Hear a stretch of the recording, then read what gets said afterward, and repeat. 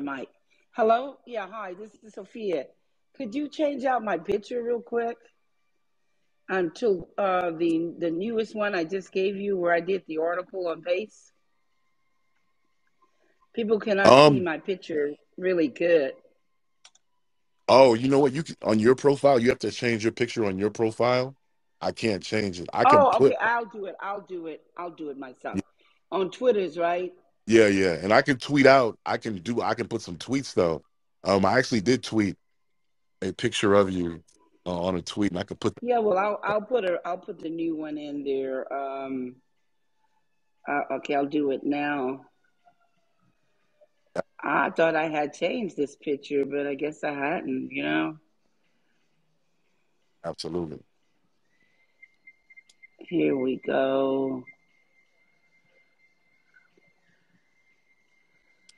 Here, Ready for it? I got one right now. Absolutely. We're gonna have some speakers. Um, we asked Sophia, I asked Sophia some questions about her book. Actually, books plural. And yeah, you're definitely gonna want to hear these answers. They get real, real, real. Anybody who's heard her speak before, she goes in depth. Um, if you thought the Oracle in the Matrix movies was deep, this is the woman who wrote that. For that person. And the owner, I'm back, and my picture's there. Thank you for letting me know that. Can you hear me? Absolutely.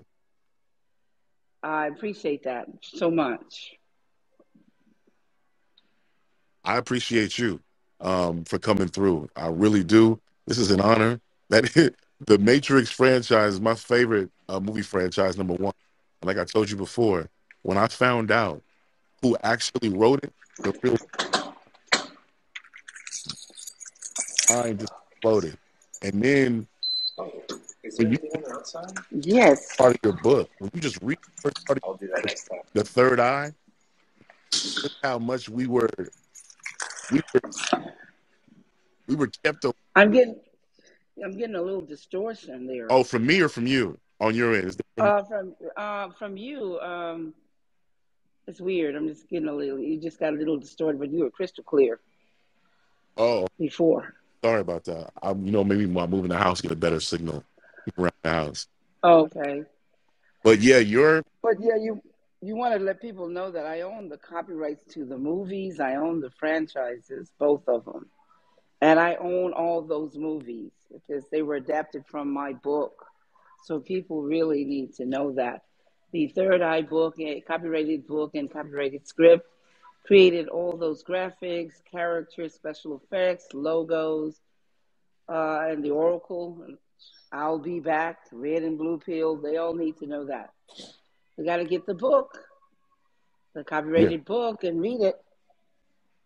The third eye begins when you start the way the third eye starts out with the narrator going into depth with the characters, and like I was saying when I hit you up, how deep humanity goes in its evolution. I get to see how the movie franchise, I guess it kind of fell short with how deep it went and how deep you went and what you wrote. I wish they would have went further into that. I feel like I missed out on the interpretation of that. And the book takes the movie, what you like about the movie, and goes deeper. And it's yeah, it's a journey. Book. Yeah, but you can't put no more than 1 hour and 36 minutes. It's just a fraction of that book. Keep that in mind.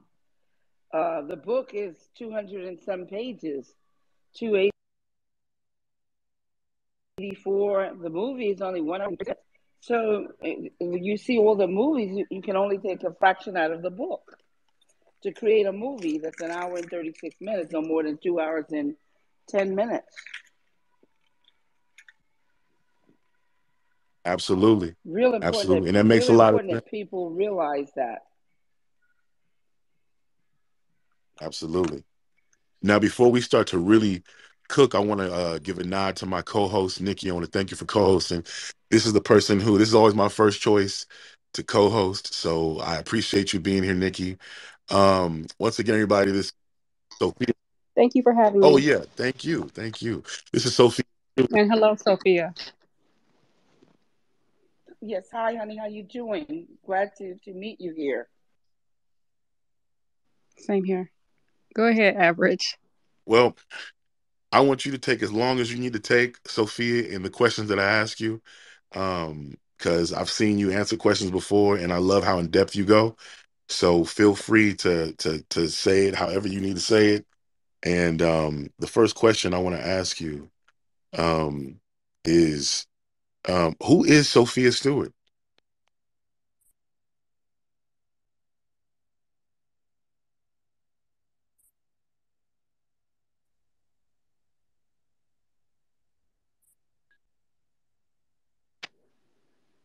Miss Stewart, unmute yourself, please. Yeah, please. Wait a minute. I was telling him one moment because I was going up and down an elevator, Oh, and sometimes the elevator can knock the whole thing off. So I was just saying one moment I wasn't ready yet, oh, but okay, you no. didn't ask me if I was ready. Just Yeah, no problem. took me on to the questions.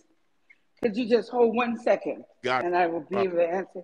You guys talk for a minute and then I'll come on and let you know No problem. that I'm ready. No problem. Absolutely. What's up, brother McCall? How are you? Excellent, excellent, great one, great family. I see we have the Queen, Nikki, and we have the powerful Oracle, the one and only, the legendary Sophia Stewart, back to give us that knowledge, that power, that energy. I mean, I have to say, Sophia, we've spoke for hours and hours, when I was back in the States, and she's inspired me and taught me many things. And so it's always an honor, when she speaks to our Black American community about her journey and the Matrix, the Terminator, the project she's working on now, and we have to support our Black Americans. We have to support her. She's a legend, and she's our queen sister. So, thank you, Brother Average and Sister Nikki, for hosting this great, legendary Juneteenth uh, space or chat. Thank you. All right. I'm ready to answer the question. Did I give y'all enough time? Absolutely, you didn't. Oh, I thank you. I couldn't hear you when you said you needed. I think the elevator probably cut you off when you were telling me you needed some time. So, but I'm glad we were able to hear you the second time around. The question that I wanted to know is, who is Sophia Stewart for everybody in the room? yeah, I would like to explain to people who I really am. And it's all involving the Matrix and the Terminator. I mean, completely. For one thing, I'm from New York City, the Boogie Down, the Bronx, like J Lo, and Manhattan, and of course Diddy is from New York, and Jay, and a whole lot of other people that you guys know, famous and non-famous. But a lot of people are from New York City. I believe we were there when hip hop started, or we was there on the tail of it, or something. But we actually witnessed it, and I want to also tell people that my bloodlines, or I don't call myself no nationality because they've changed the landscape of the land. I don't know how many times. You go back and you look at an old map 1,000 years ago, and none of this stuff is called any of the things that you're getting right now. But people who are into that, that's fine. But we are indigenous people. We're where it all began. The indigenous people that own this land, and so I'm claiming it. I'm not claiming anything else but this land. My bloodlines, Cherokee and Portuguese, on both my mom and my father's side. My grandmother, it was a Cherokee from the Indian reservations of Missouri. She couldn't even speak any English. In fact, she didn't really speak too much English at all, even when she got older. And my grandfather, Portuguese, from Portugal. he couldn't speak a lick of English either. They kind of created a language when they got married so they could communicate with each other. And that's why sometimes we have hard times pronouncing things because of those two mixtures and, the two different languages. And if you go back and you look at history, the indigenous people that were here, and when the conquistadors came over here and started raping and also kidnapping, it's what we call sex trafficking. That's where you see what you would call the land Mexico or Mexicans. They are the indigenous people mixed with the conquistadors, the Spaniards, and that's why you see a lot of white skin and blue eyes and green eyes and red hair and so forth because of the conquistadors who came over here. It's the same thing that happened with Sicily or over there in Italy when the Moors came over there and they started raping and kidnapping and robbing and so forth. The Sicilians are, they call them on the black hand side because they are the Italians that was mixed with that black blood, because Moors mean black. And so they did the same thing, and you used to see the Sicilians are totally different from the northern Italians. The northern Italians have white skin and green eyes and, kind of straight hair and so forth. Of everything going on here, but we need to be certain about where we come from. Where you're born is the place that you should claim because that's the only place you're going to get in if the borders close down again, like they did with this COVID stuff. And I also want to let people know that I'm a prodigy. A prodigy is like you've heard about those kids that are 12 years old and they get their college degree and they go work for NASA. They are polymaths, meaning, and that's what I am also. We're well versed in many mathematics and we're like creators and so forth. And this was what Tesla was, and Tesla's black, by the way. Every time you guys see that old picture of him looking Italian or whatever, that's an actor's picture from the movies. Tesla's and Alexander Dumas, the Three Musketeers, the Man in the Iron Mask. He's black also. There are a lot of black people that, because of their work, people try to, perpetrate that they were white and all that stuff. And there's a lot of black people with white skin that are passing for white and they're not white. They're black. And there's a lot of white people that have dark skin. And it's the blood that tells you who they are because when you have the baby, that determines who your bloodline tells you who you are, whether it's mixed with animals or it's mixed with others or alien.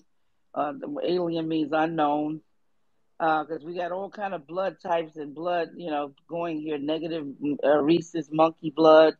That's the negative bloodline that kills the positive blood. We got the Neanderthal, the old positive bloodline, the first blood to give blood to all. So we have a lot of stuff going on here today, and I know a lot of people have a lot of questions, and you need to dig deep because everything, like in the Matrix, they told you you've been told a lie. I also want people to know that I'm a prodigy, meaning that I'm well gifted in many things. I'm well gifted in law. So when I took on these people, these lawyers, I sued 4 law firms, and several more law firms came on, and I beat them like the David and Goliath story. They got a lot of smears and innuendos and a lot of hate towards me. A lot of people are reading on the internet. You need to ask me and not read because I wasn't some woman in the 70s unemployed. That's all a crock of lies to smear me. I was at SC when I wrote The Matrix. I have a degree in journalism, a double major in law and psychology. I studied to be a lawyer and a doctor. I am an attorney. I worked for a Beverly Hills law firm while I was at USC. I'm very prolific in law. They just can't beat me. I guess being a prodigy, I have a lot of many gifts. I didn't do any high school. I skipped that.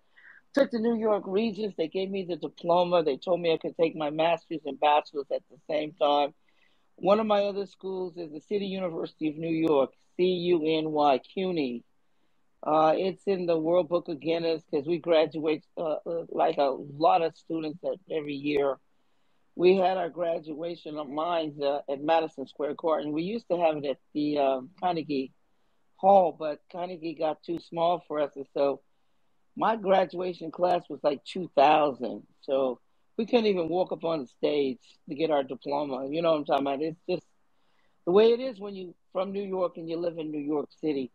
But listen, I hope this answers people, and I want people to know that I own the Matrix and Terminator film franchises. I own it by copyrights. I own the copyrights to the movies. They're nothing but derivatives of the book, the Third Eye Matrix and Terminator book. We're talking about the eye of God because that's the third eye here on earth. Because on earth we got two eyes, but the all seeing, all knowing eye of God is the third eye. The matrix is the woman's womb because we're the only ones that can have babies. The difference between a man and a woman is not the vagina and the penis. It's the womb. A woman can have a baby through her matrix stargated. Matrix is a 7,000-year-old Latin word for the woman's womb. That is the only way you're going to get in here. I came out of the womb of a woman, not out of the ass of a man. Dr. Frankenstein is nothing but a liar. All he has done is lied. He can't create the seed or the soul. He can create living amoebas. That's why you're eating seedless watermelon and seedless grapes and eating a lot of seedless foods because he can't create the living amoeba and fool your eyes or fool your brain or fool you. But everything that was created with a seed was created by God, and it has a continuation of life. I'm going to give you an example of how man have fooled you.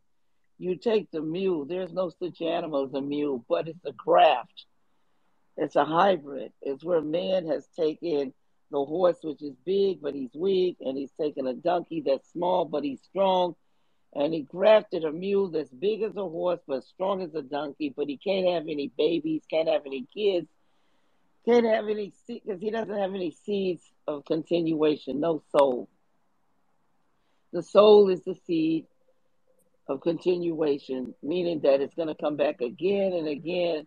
As long as this earth is existing, you're going to have abundance of water, you're going to have an abundance of food, abundance of everything. The only thing that's happening here, and go back in history and take a look, are people coming in here and leaving. That's all that's going on.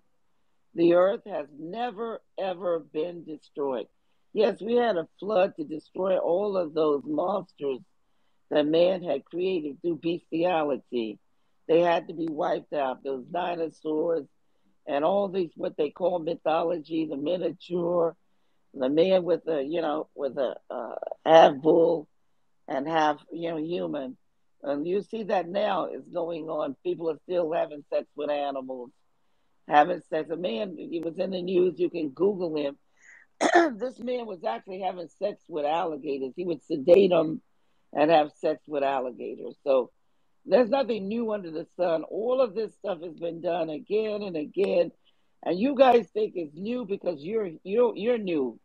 You just got here, so you think this is new. But if you go back in the 20s and the 30s, they had moving sidewalks that you see right now that we use in the airport and we use in very businesses. Those moving escalators, those were moving sidewalks back in the 20s and the 30s. Go back and look at the old black and white reels, and you guys are going to be shocked. We had cars that was on land. They were cars, and when they got in the water, they were boats, or they could like your speedboats. They could go through the water, come out of the water, and drive on the land. We had cars that ran by water, not this gas and oil that you're going through now. That came later, but we always had like water boats and stuff. Um, we had water OT model Fords, and the horses didn't like it when the people, the cowboys, and the horses, and was going around the cars. You guys got to look at these old black and white reels. Y'all will be blown away at some of the stuff that was created here many, many years ago that you guys think is brand new or new.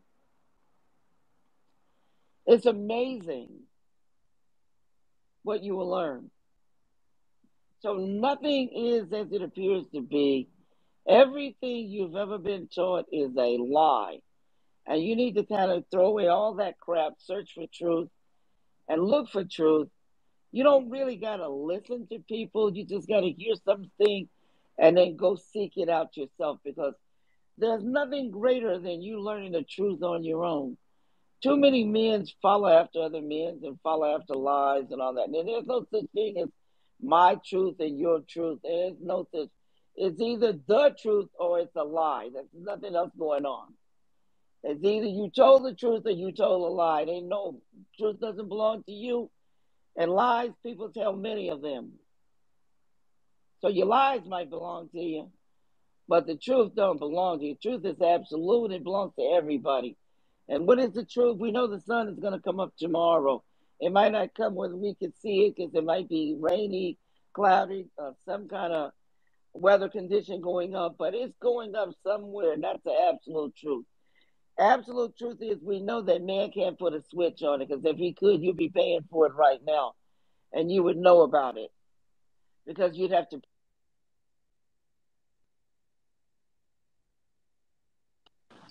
Oh, you broke up. Yeah, I know. You Yes, I'm there? right here. Kind of wanted to tell people a little bit, and you guys have seen many movies, the Gravity book, the Gravity movie, the Maze book, the Maze movie, Lords of the Ring book, the Lords of the Ring movie. A lot of great movies have come out of books, adapted from the books. I had a copyrighted script, a copyrighted book. My copyrights are 81, 83, and 84. February the 6th, 84. Terminator did not come out until October the 26th, 1984. Matrix did not come out until March the 31st, 1999. So there's no way in the world these people created Matrix and Terminator. The book was already published and out, my copyrighted book and copyrighted script. And I was looking for George Lucas over at 20th Century Fox. Sent it to him while I was at SC, USC, Trojan. I went to school with Marcus Allen and Ronnie Lott, those former pro football players. Charles White was on his way out when I came in. He was the senior graduating Heisman winner, Marcus Heisman winner. And my boyfriend at that time was Anthony Davis.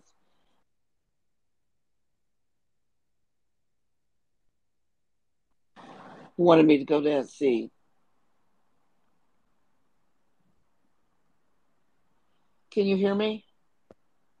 You just broke up when you talked about Anthony Davis, not to be confused with Anthony Davis on the Lakers, No, it's but Anthony also Davis, pro football player that used to right, be with the right, Buccaneers, Tampa Bay Buccaneers, Houston Oilers, and the Rams, Los Angeles Rams. He was out in the 80s. Anthony Davis, that name is just a famous name. But you can look up the Anthony Davis from the 80s. That's who I'm talking about. absolutely. Um, you partially answered this next question I have for you, but I Yes. definitely want you. What was your path? What was your path? What do you mean my path? You talking about my path like PATH? Where was I headed? Well, Yeah, I would told you I was going to school to become a lawyer and a doctor because I wanted to help people. Now I didn't know that my work was going to make billions of dollars, upwards to $35 billion, and 2 to 3 billion fans globally. I had no idea would win 4 Oscars, and those 4 Oscars belonged to me. I was not trying to get rich or trying to get famous or any of those things. I was merely just wanting to help people, and I was writing since I was in grade school. My first teacher was a college professor, and I was competing with others because our teacher got sick in grade school when I was 11 years old, and I think it was in the fifth grade. And then later on, when I got into college, I had very famous teacher, Max Siegel, famous journalist with the New York Times, Emile Kapulia, essay critic, author, Big Apple playwright, Paul Cherry, Leon Roth, whose son is the screenwriter that won an Oscar for Airport 79, Eric Roth's father, Leon Roth, who taught me at USC. So God gave me some very phenomenal teachers. So my path was a path of righteousness and to help and heal people. I'm a shaman. My grandmother's a shaman. I have a gift. I'm the oracle. I created the oracles, the characters in the Matrix. There's some people lying like in and trying to smear me, but the truth is in the book. The details are in the book, and when you get the books and you read the book, where there's the fourth installment where Warner Brothers offered me $30 million for the shooting script, you will see that I wrote and created the Matrix and Terminator. And I own it. When you get the books, if you won't know until you read the books. A lot of people try to skip over things and take shortcuts, but you're never going to learn anything or know anything until you see it with your own eyes. When they came out with the regurgitation, resuscitation, resurrection movie, that was not the Matrix. That was not the logo. That was John Wick, the warlord. He's a male witch, warlord. John Wick, not Neo. Go back and look at Neo. Google Neo and look at him. That was not Trinity. That was Tiffany. Tiffany with a husband and 2 kids. Go back, Google Tiffany. That was not Morpheus. It was some naked man that had on the Joker's old suit. That was naked. He wasn't. He had no reason to be there. There was not Naomi. Go Google her now. Look at them. That lady right there had those dreads on her head. She was some old 80-year-old general or 85-year-old wrinkled general. But that was not Naomi. You guys need to Google because you've forgotten. Sometimes you need to go back and look at the movie so you can have a remembrance. Maybe all of you should have looked at the first Matrix when the regurgitation movie came out, resurrection movie. Then you wouldn't have been fooled. You would have said, this is garbage. This is not the Matrix. They cannot write the Matrix nor the Terminator. Only the real creator can continue his work. Only the real creator can eclipse his work. No one else can do that. You can mimic and copy Michael Jackson all day long or Prince or whoever that lived here, but you can never eclipse their work. Only the creator will continue and eclipse his work. And people need to know that so you will not be fooled. Anyone cannot Big tell you fact. anything. Again, like I tell people, you need to search out the truth for yourself. And that way no one can ever lie to you. And when someone challenges you, you tell them, prove it. That's what I tell them. When they come up to me and they say some old bogus mess to me, I say, prove it. And that shuts it down right there. Because if you cannot prove something, you will go to jail for harassment and you will get sued for slander and defamation. This is why you don't see anyone coming up to challenge me, but you see all the smears and innuendos on the internet. The internet is a distribution platform for you to make money, not to gossip and to smear. Most of the people are nothing but trolls that are smearing and lying and keeping havoc going. You can't sue them because they have no money. And they're not going to be up in your face because they'll go to jail for harassment. So all Warner Brothers can do is pay them to smear and to lie and to confuse you. And that's what they do. They confuse and lie to you every day by using the internet when it was created to make money. It is a distribution platform so you can distribute your goods, your creativity, your knowledge, something positive to elevate and move people on and onwards and upwards. Absolutely. Also, too, when I asked you what was your path as well, I should have been more descriptive in asking, um, how do we get from the lawyer and the doctor to you creating this incredible piece of work that you made? Also, to everybody, Because reset I the had a room. gift in writing. I had a gift in writing. And like I told people, I had studied under some of the most phenomenal minds in writing, and as a kid in grade school. So that was one of my gifts. So when I was at SC, I just started writing. SC is a film school, so I thought about movies. So that's why I wrote a script. That's why I wrote a book. That's why I'm at USC, one of the best film schools, because I want to make movies. I want to do movies.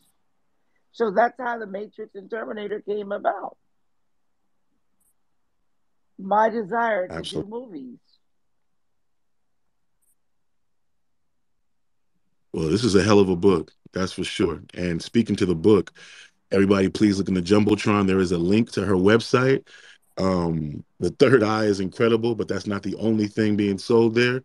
Support Black businesses. Definitely buy this book. It's absolutely worth it, for sure. Within the first few pages, you'll see it's worth it. Yeah, I've written 4 books on Matrix and Terminator. So I have ebooks as well as physical books.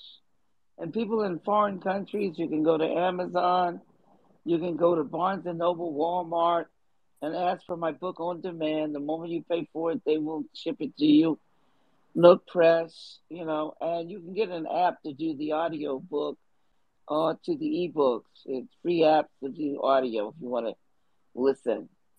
I started to do an audio book, but then they came out with the app, so I said, "Wow, you don't need to do that anymore. Now you can just put an app on the ebook and PDF and just listen." So real important that you guys see that Warner Brothers have offered me $30 million for the shooting script to Matrix 4 Evolution, because that's the fourth installment. That is the real fourth installment. And it's all original, never been seen on any movie screen. And original material is the only material that makes billions of dollars. And you saw that with Marvel, with Stan Lee and Marvel. And when Stan Lee died, they can't do Marvel anymore. All they're doing is mimicking his old stuff, but they can't eclipse his work. He's gone. And I knew that once Stan Lee died, we were never going to see any more Marvel at the level that the creator had, eclipsing the work.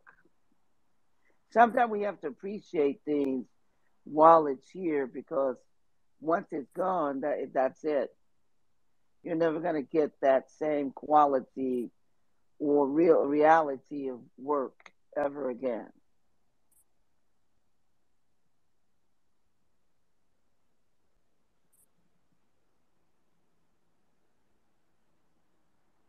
You cut out again. Oh, wow.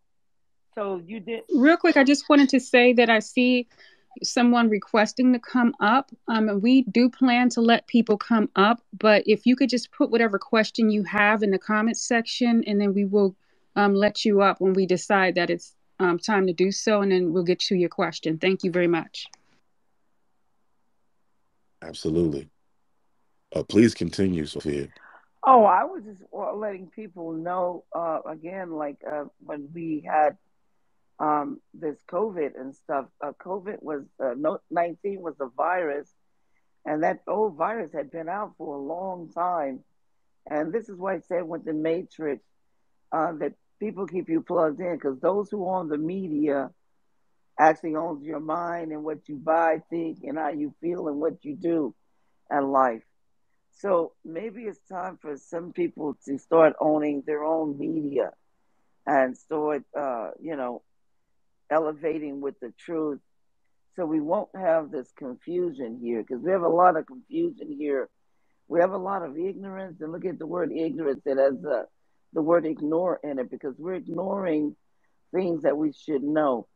If Dr. Fauci and Dollar Bill Gates of Hell own COVID with a patent, then we know that it was created in a laboratory, that it didn't come from the earth, it didn't come from God, didn't come from nature. It was created in a laboratory. I also want to point out, when you go back to the ancient Egyptians or whatever they were called, ancient aliens, or ancient people, when you go back and you look at all of that knowledge, and a lot of that knowledge could not be deciphered by the people who came there and tried to steal it or look into it. A lot of Tesla's patents, when he passed away or whatever, when he died in the hotel or wherever he died, because, I'm just going by the story they told, but, you got to really dig deep for the truth. He left a lot of patents, but these patents of his still have, the codes have not been cracked on a lot of the patents. And they can't interpret those because you have to be like a prodigy, a polymath to even crack codes and get knowledge, extract knowledge. So a lot of stuff has not been deciphered here. We still are getting new stuff, new inventions, new everything because knowledge is still just laying around here and they can't interpret it, don't know what the hell it is. The people who steal, the people who confuse, the people who keep stuff going here because they want drama going because they're not happy with whatever is going on here. When you get too much money, you think you're God, and then you want to just start tampering with everybody else's lives. I feel like there are people who were born here to make this place better, and then there's people who came here to make it worse or do the worst that they can. But either way, we're all numbered by God, not by man. And we're not going to leave here until God says so. And whatever is going on with us, it has to be determined through God. They don't want you to know about God, and they don't want you to know that God is real. But my story being the David and Goliath story proves that David must have lived here sometime and went up against the giants because I went up against them and I won. And I only had a little slingshot just like David. And by the way, that little slingshot that David had became what you know is the gun, the invention of the gun, with the cylinder and the spinning and the snapping. It's the same principles mathematically as the slingshot. He only had 5 stones, and some of the guns have 6 cylinders, six stones, and then the cap falls to the ground. The stone is propelled into your body. Quantum physics, ancient sacred geometry, calculus. So anyway, I'm just touching on a lot of little things to make you think that nothing here is whatever it claims to be. There's so much going on. But what you need to know and what you need to look at is what is going on with you. Because whatever's going on with you, you need to pay attention to. You don't have to pay attention to all this other stuff that's going on with people because no two people are here on earth is in the same world or seeing the same thing or living the same life. There are people who are happy, there's people who are unhappy, there are people who are sick, depressed, suicidal, drugs out, all kinds of stuff going on here. But do not let it get you down and do not let anything come into your world that you do not want it into your world. Keep your world safe and happy, and because nothing has to come in unless you invite it in. Remember that. Like I was telling you, Appreciate everyone, they don't want you to believe that God is real because if you call on God, it's going to destroy whatever they have planned for you. They've told a lot of people, and a lot of people believe. So many people confused that here. They're turning to witchcraft. They're turning to bestiality. They are just, some of them are just completely crazy because of the chemicals and drugs that have been infesting their bodies and what they've been doing, and what's going on with them in the hospital when they're born. And it's just so much stuff going on here that it's incredible. And you can see that knowledge is quickly leaving the earth again. And God said, my people perish because of a lack of knowledge. And if you don't get knowledge, you will perish. You will die. And if you believe in the wrong things, you will be gone. There is no doubt about that. And I don't know, I think it has a lot to do with those shots. It reminds me of the Z movie with Brad Pitt.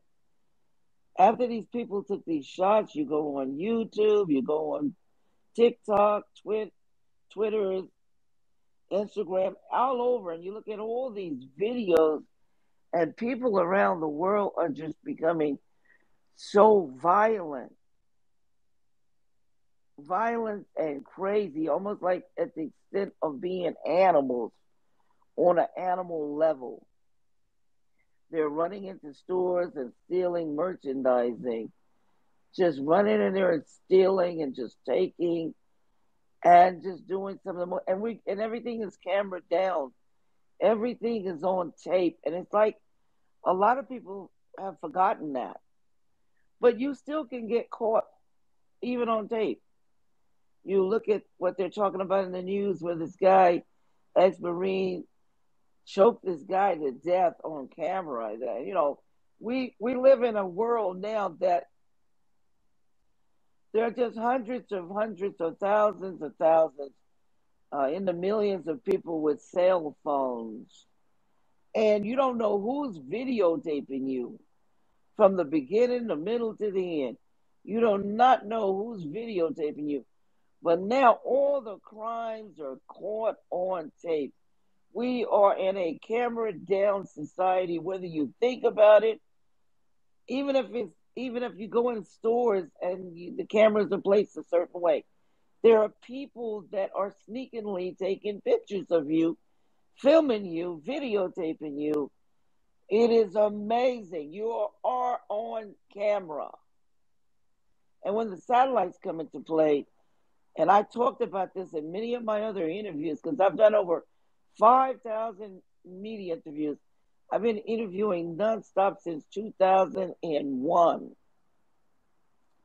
And when ABC broke my story in 2003, it went viral around the world globally. And I tried to tell people with The Matrix and Terminator, the Terminator is the prequel, the beginning of the epic story. The film production companies, studios, just divided the one epic story into two franchises. But the Matrix doesn't make any sense without the Terminator, and the Terminator doesn't make any sense without the ending of the Matrix. They are one, past, present, and future time travel. In order to understand that, you got to think upon what I'm saying. But it's talking about what's going to happen to you in the future, what's coming. The past is where the past is taking you to the future, and how your lives are going to be affected and changed by these machines. And the machines are going to be no greater or no better or greater than the creator, whoever creates them. If the creator was insane, the machine is going to be insane. If the creator was a killer, the machines are going to be a killer. Whatever the creator is, that's what the machine is going to be. Because the artificial intelligence starts out, like I told you guys, with old metal clankety clank, because H.G. Wells was a prodigy who was born in the iron industry at that time, and he thought of the machine as metal clankety clank. I, on the other hand, was born in the digital age, and I saw a machine wrapped in flesh, killed but cannot be killed, looking like you, but you don't know it's a machine, the Terminator. No one had ever seen anything like it. Harlan Ellison, they paid him $85,000 for the background. I talked to the man before he died. He did not create the Terminator. James Cameron did not. James Cameron, all he did was is a liar and a thief. He even said it in the news that he was a liar and a thief. I have the newspaper clippings. I kept all of that because I knew one day they were going to change up the news and they were going to hide all this stuff from you guys.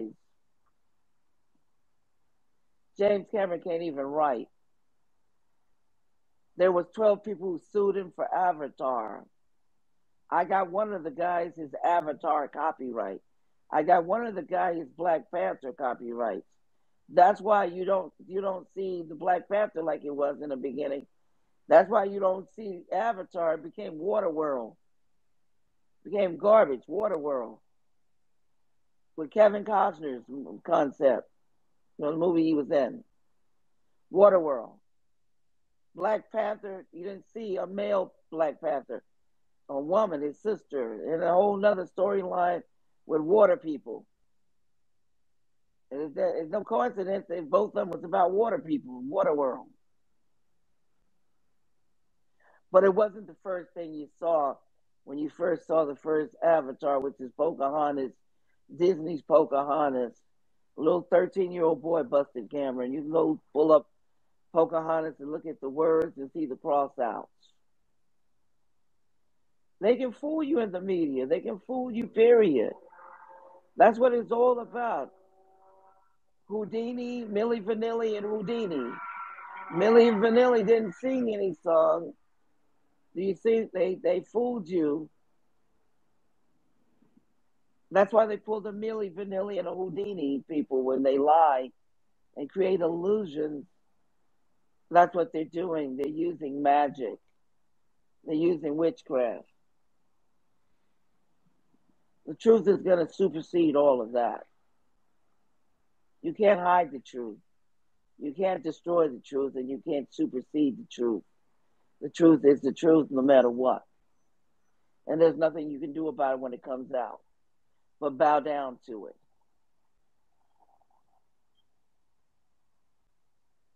What were you going to ask me? Well, I had a third question, but you actually went into the third question that I wanted, which is how do we get um, to them counterfeiting? How was the Terminator, the Matrix counterfeited? But you went into that, so I guess my next question is, and I already know the answer to it, but are you the Oracle in the Matrix? And if so, what does it mean? I want to go touch a little bit on the counterfeiting, and then I'm going to go into being the oracle. This is what they did. I had a copyrighted book and a copyrighted script, and the government has violated my rights because it's a criminal action to adapt a copyrighted book and a copyrighted script to the screen. You cannot get a copyright to the movies because they're nothing but derivatives of the source work. If you try to apply for a copyright and you stole something, under the penalty of perjury, you'll go to jail for fraud. And whatever you put in will be traced back to the copyrighted source material, and the copyrights themselves. There are lawyers that work at the Library of Congress. Y'all know who did this already. Little Nas X, the rapper, he counterfeited Nike. He already knew that Nike was $1 billion public selling company that people were getting dividends from. But that didn't stop him from counterfeiting the Nike shoe. He took a Nike shoe, he and the executives of this shell company called Mischief, and they sold 666,000 copies of that Nike. They put blood, they altered it, they counterfeited it. Now, Nike came after them for the damages because as soon as they made the money, Nike came and took the money from them. But the government failed to protect Nike's, because they let Lil Nas X and these people counterfeit. They did not protect Nike's copyrights or trademarks. That is a criminal case. If you might remember the O.J. Simpson case, it was a civil case and it was a criminal case. The criminal case he got off with Johnny Cochran and Shapiro and Kardashian, Robert Kardashian. He got off with that. But in the civil case, he lost because the Nicole's parents went in and sued and got some money, but they never collected because OJ had his money and stuff offshore and in trusts and all kinds. He had some great lawyers that advised him. But I'm pointing it out to you because there's two cases going on, a criminal case and a civil case. And that is what happens when somebody steals your copyrighted or trademark work. It becomes two cases, a civil case for the damages a criminal case because they counterfeited, and the government is supposed to protect our copyrights and trademark, and it's supposed to put these people in jail. You need to learn the law. You need to listen to me when I speak the law, because the law is very important. The laws of God, where all laws are derived from, even when you go all the way to the book of Egypt, the book of the living, the book of the dead, the Egyptians, or the gods that walked the earth, or the aliens, or whatever they were, the unknowns, they brought the law upon the earth, and it trickled down into what you know as the Bible. The Bible was supposed to be a roadmap, a guide, so you can know what the hell is going on here on earth. So you can know what your rights are, and if your rights are violated, and how you can protect your rights and protect yourself. That's what it was supposed to do, is give you knowledge. It wasn't a book for you to argue over, fight over, kill over, or personally to make money off of, to do all the despicable things that people are doing.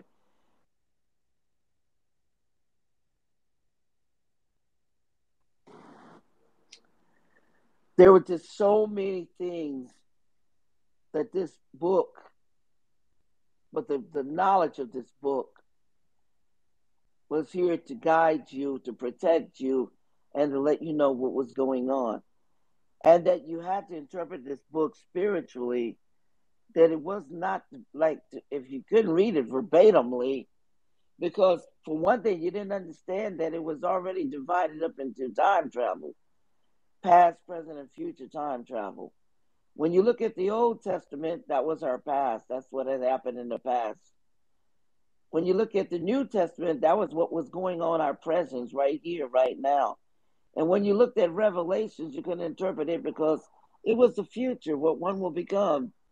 And you could only interpret a little bit because it was so much that was coming, that it was telling that was coming.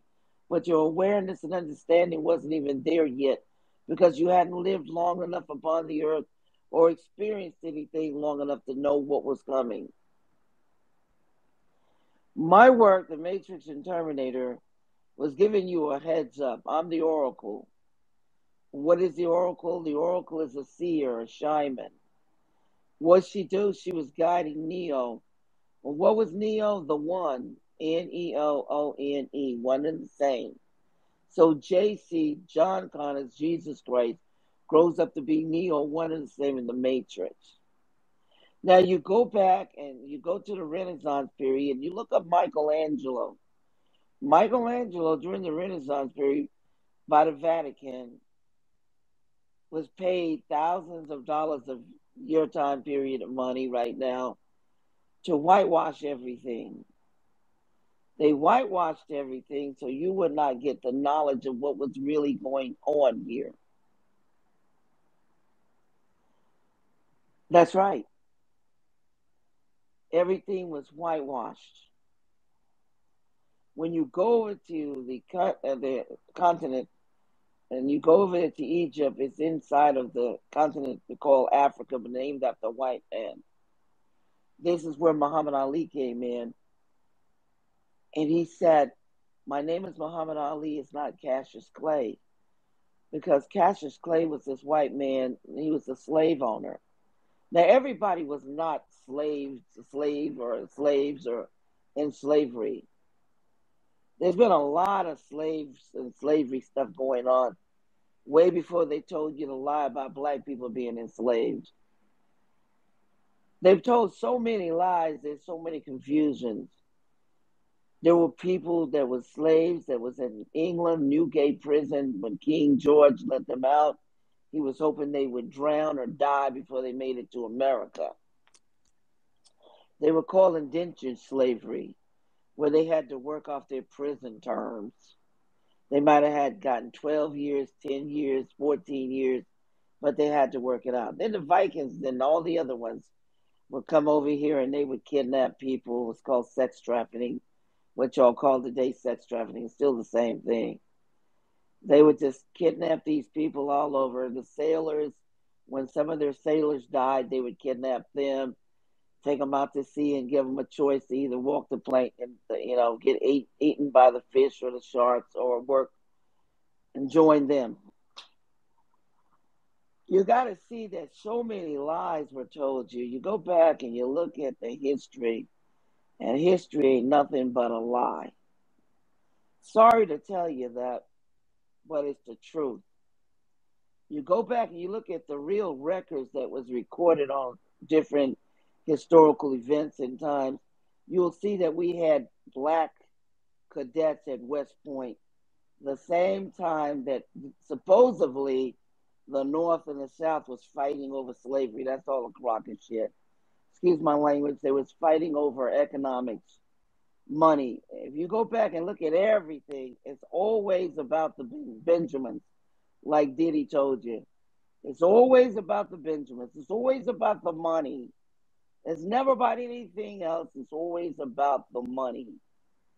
What happened during the North and South was the North was paying everybody, and the South was lazy, kind of in ignorance, and they were poor. Came upon the idea of free labor, kidnapping people and getting free labor. They became so wealthy that the North got very upset about it, because the North did not want the South to be greater than them. That's what the war was about, but they couldn't kill each other over money. They had to have some commonality to make people think it was something great going on. So then they came up with the lie, hey, well, why don't we free the slaves? Make everybody think that we're freeing the slaves. But there was black people fighting in there, black Union soldiers. Yeah, they didn't tell you that. Black cowboys, black cadets that went to school with Robert E. Lee, went to school with Grant, and they were fighting each other. They all knew each other. They went to school together. I went up to West Point when I was a teenager, danced up there with the cadets, know all about it. Research it. See if I'm not telling the truth about it. Go back and look at all the stuff they lied to you guys. Look at the border crossing and all that. Sex trafficking, untraceables, white privilege. That's all that's going on. There's no such thing as white and black skin. That's a myth. That's just to keep you distracted and confused. They were tribal. In the tribe, they had all kinds of color skins, everything. Well, but a cover had nothing to do with you. You are the blood. You've always been the blood. Either you were mixed with the right blood, or you was mixed with, animal bloodlines, or alien bloodlines, or unknown bloodlines. But you was mixed with some kind of blood. And who you are, you find out what your blood is, then you'll know who you are. You won't know by your skin, but if you get that blood tested some kind of way, you'll find out who you are. They won't tell you your blood type over in the hospitals or the doctors. They don't want you to know that, because you'll find out who you really are. And I'm not joking either. It's for real. God told you you were the blood. And you need to find out why you act the way you act, and why you do the things you do, and why you're killing and doing confusions and ignorance and all kinds of stuff out here that's crazy. Is because of the blood. Who are you? You won't know who you are till you test your blood. Till you find out what your blood is and where you came from. It'll explain everything to you then. Because until then, this skin, all that's a confusion. These books that they wrote and everything, confusion. All the stuff, lies. You won't know who you are till you find out about your blood. Blood is going to tell you who you are, and why you act the way you act, and why you do the things you do, and whose side you're on, good or evil, for God or witchcraft. God is, by the way, is only good. That's what God really stands for, is good. And what does evil stand for? It's nothing but witchcraft, practicing witchcraft. They're not going to tell you any of this stuff. They're not going to break it down and simplify it for your mind. A lot of people fight the truth because they want to dwell in darkness and lies. A lot of people fight for the truth, like the red and blue pill. They want to see how deep the rabbit hole goes. They want to see how deep these lies are here. And if you keep digging, you're going to see how deep these lies run. And if you don't dig, you're going to take that blue pill and you're going to go to sleep and you're going to die and kill for the lie. Better yet, let me break it down to you. The red was talking about the blood, children of God. The black and the blue ink was talking about the machines, because that's what's run through them. They don't have any red blood running through them. They will never reach that level. They will never be able to put organic into a metal container. It will die. So the machines, they're talking about the lab rats. And what are the lab rats? They're talking about the test tube babies, the petri dish babies, the artificial inseminated babies, the clones, the drones, the gender benders, the gender manipulated, the seedless, the soulless. They're called living amoebas, but they're not children of God because they have no seeds or souls of continuation. They come here and they're gone. That's what a clone is. Go back and look at 60 Minutes, the clone horse by the polo player who cheated all the people out of money because he cloned 100 and some horses. His horse was a winner before it died. He took the DNA to a doctor or scientist, and they began to clone the horse. The DNA is a memory chip. I talk about it in the Matrix. That memory chip in a clone, before the horse died, all it did was win.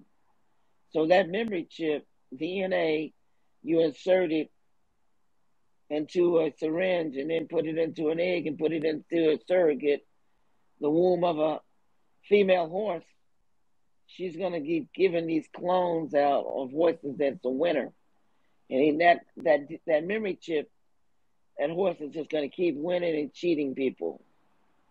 He should be put in jail because he cheated all those people. Go to 60 Minutes and look at the clone horses of the polo player that kept winning all the races because he used a clone horse that had the memory chip of winning.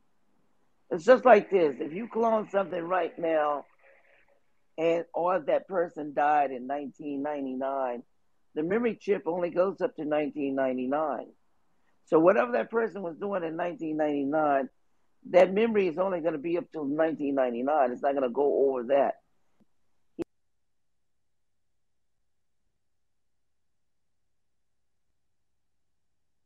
Oh, you broke up. Yeah, that's wow. Especially when I'm teaching. We can hear you. It's just a half a second. Go ahead. Yeah. Yeah, especially when I'm teaching about the clones. And like I was telling you about the clones only have the knowledge up until when you clone that person or that horse or whatever you clone. So let's take for instance, let's say hypothetically there's a comedian and the comedian was cloned. All the comedian is going to talk about is what he was talking about when he was doing stand-up comedy up until the point he was cloned. If he was cloned in 1999, then all you're going to do is see the same stuff up until that period, like a recording over and over. He's not going to eclipse it, and he's not going to be able to start talking about something else because there's no memory there. It just ends right there. Do you see what I'm saying? When the memory that's left in you before you leave the earth and then you're cloned again, that's all that's left. That's called a memory chip. Do y'all understand what I'm saying? If you don't, ask questions. Yes, we are tapped into you, Because and it's that's why deep we're what I'm quiet. teaching. Yeah, we're tapped in. Absolutely. No, I'm loving this. Because they don't tell you about this. I'm talking about this in Matrix 4, but you didn't finish reading it. Otherwise, you would have seen the Oracle's memory chip and how she advances Neo with this memory chip. And I'm teaching cloning because they're not going to tell you that cloning goes all the way back. When you go in the Bible and there's such a word is called Genesis, but Genesis is really no word. If you think about it, it doesn't mean anything, Genesis. It's just an anagram for two words. Genesis. Turn it around is two words. Is genes. Genes. Genesis is an anagram for its genes.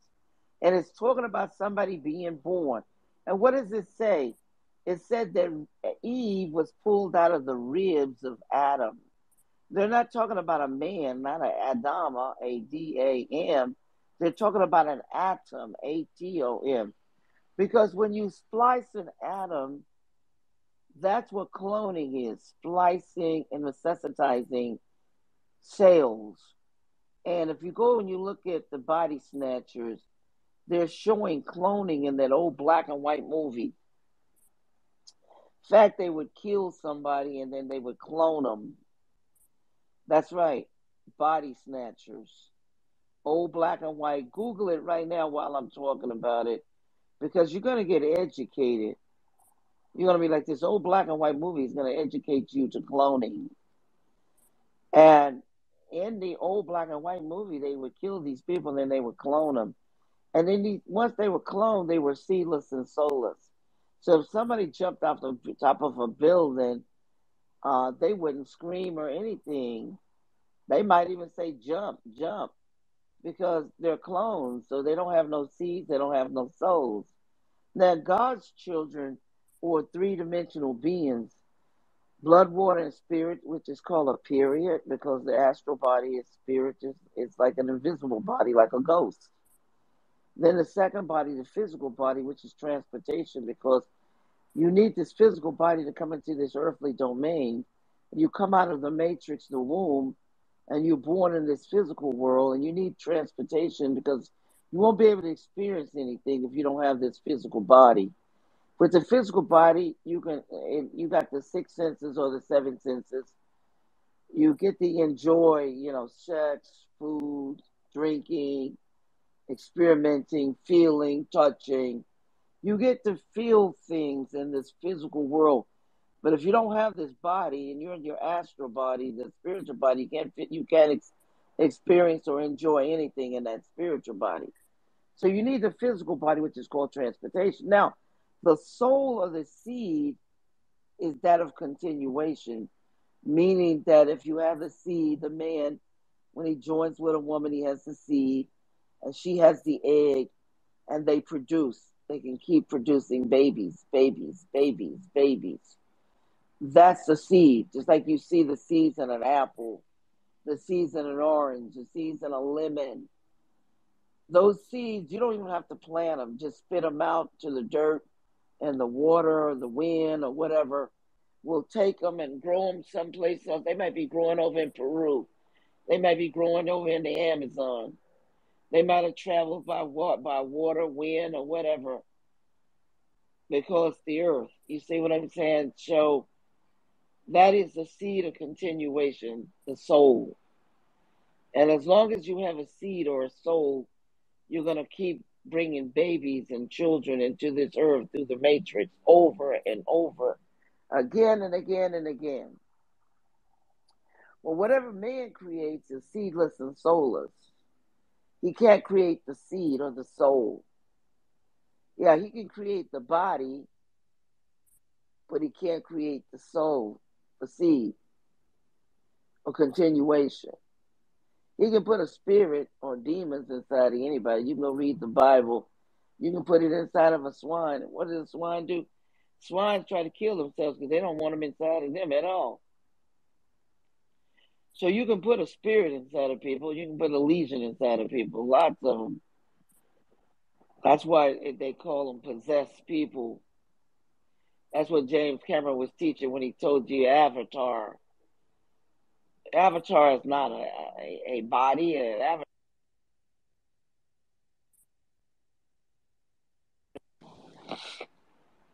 It was a movie called that Avatar. In a game that was children, Ascending Master. But James Cameron took the name so he could teach demon possession, where this man in a wheelchair steals a body and go over there and sabotage a group of people. That was to teach demon possession. You guys do know that, don't you? I'm learning that's a new uh wrinkle for And I me. told people stop saying that. My avatar, my avatar. The moment you keep saying your avatar, you're talking about demon possession. Yeah, your body ain't no avatar. Avatar is an ascending master who's able to move the earth, the air, the fire, the wind. You can look him up. He's an ascending master that controls the elements. But James Cameron used it to talk about demon possession with a man in a wheelchair. When you pull up the story, it's Pocahontas. All he did was just change some names, change some dates, and then put that avatar in there to teach demon possession. And people talking about my avatar, my avatar. And all you talking about is demon possession. That's deep, but it's the truth. Two people to possess something is demonic because you were born with your own spirit in the body and the soul, the seed. You're God's children or God's child. But if you were born without a seed, a man has created you in the laboratory. You were Frankenstein, the monster. If you notice in the movie Frankenstein, or you look at all the old Frankenstein movies, that doctor is talking about organ transplants. And he gave the monster a brain. He gave him all the organs from the dead bodies that he stole that were still warm because they were not embalming bodies back in the 1800s.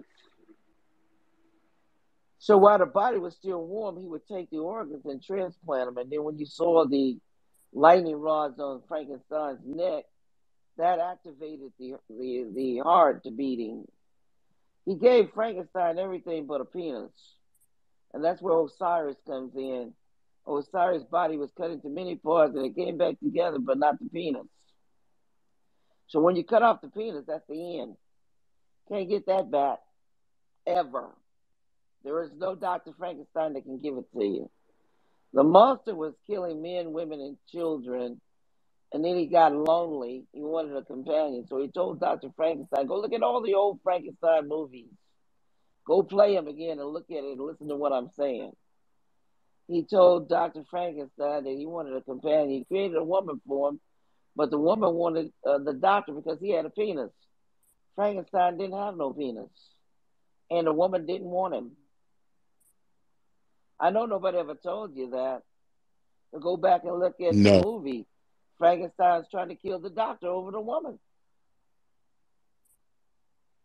You never thought about it like that, did you? it makes a hell of a lot more sense when you tell it like that. Yeah, because you got to see the truth. They're not going to tell you the truth. You got to see the truth because you're not thinking that they knew about organ transplants in the 1800s.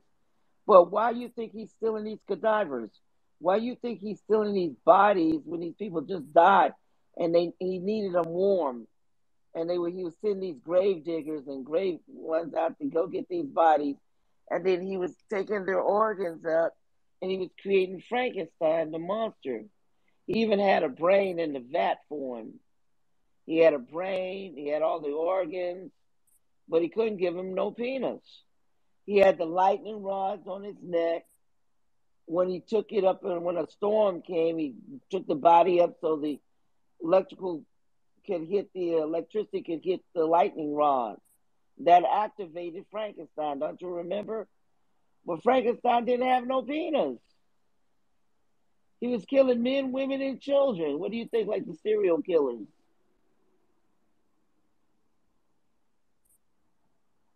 Couldn't get no woman. So what do Hated. we know what type of chromosomes? It's Do we deep, know what isn't type it, of when you start to chromosomes? see the truth? But they're not going to tell you about that. But you're looking at the truth all the time. They're showing you the truth in all these movies, and you think it's entertainment. But if you look deeper, you'll see much more than entertainment. You'll see the truth. You go get the old black and white body snatchers movie, and they kill the person, and they clone. They put a clone in his place. They've been putting clones out here for a long time. It's just this: the clones don't last very long.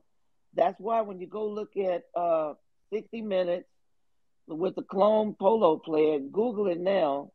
There's videos on it. When one clone turns one way, all the clones turn to the left. If they turn to the right, all of them turn to the right. That's how you know it's a clone, because they mimic. They don't have anything of their own. They mimic and copy. And they don't last long. Say the original horse had a star on his forehead. Well, the clone might have the star on his chest, his leg, his hind. It may be somewhere on the body, but it ain't going to be like the first one on his forehead. That's how you know it's a clone, too. And they don't last long. They asked the polo player, why didn't he give the horse his name? He said, because they don't last long. So he cloned 100 and some of them because he wanted to win every polo match. But he was cheating those people. But they didn't know, because they didn't know anything about technology. And they didn't know there's such a thing as cloning. But man's been cloning for a long, long time. Like I told you, go into Genesis. Genesis is not any worse than an anagram for his genes. Genesis. Turn it around, it's Isgenes. It's talking about genes. And look, they're talking about two lineages in the Bible. Go there and look at the two lineages. The lineage of God with the seed, and look at the bestiality. Cain, chaos, Cain, the mark of the beast. His father's mark was on him. 100-year generational curse of mixing with animals, mixing with the beast. Where do you think the killing come from? Where do you think the turf come from? The war, turf, killing, trying to have sex with every woman you can have sex with. That's right. That's what the animals do. Trying to have sex with anything they can have sex with. Killing, selfishness, turf, war, drama, animal bloodlines. That's deep, huh? Heck yeah, it is. That's right. Multiple sex partners, three ways, lust, Lust, lust in the dust, animalism, pig vows. Some people kills other people. People born with tails. Tails. Look at that. MMA, UFC, wrestling, homosexuality. Look at the old Greek vases. Go and Google the Greek vases, and you'll see they used to fight naked, bloody, naked, kissing, hugging on top of each other. That's where it came from. Look at the old Roman gladiators, prostitutes, following the armies. There was the Caesars would give them prostitutes when they won in the arena. They was fighting animals, fighting men, warring, killing, boxing, killing for entertainment, rewarded with prostitutes. Everything you see now with a new name, go back and look at the old movies. They're right there. I'm not joking with you. Sodom and Gomorrah was sodomizing and gundaria. That's right. Sodom and Gomorrah. Look at the words. Sodom and Gomorrah was sodomizing and gonorrhea. Look at the old movie Sodom and Gomorrah with the actor Stewart Granger in it, 1962. In color, look at it. Lot is having sex with his daughters. Why? Because he married a woman from Sodom and Gomorrah. He joined them and began to worship the beast.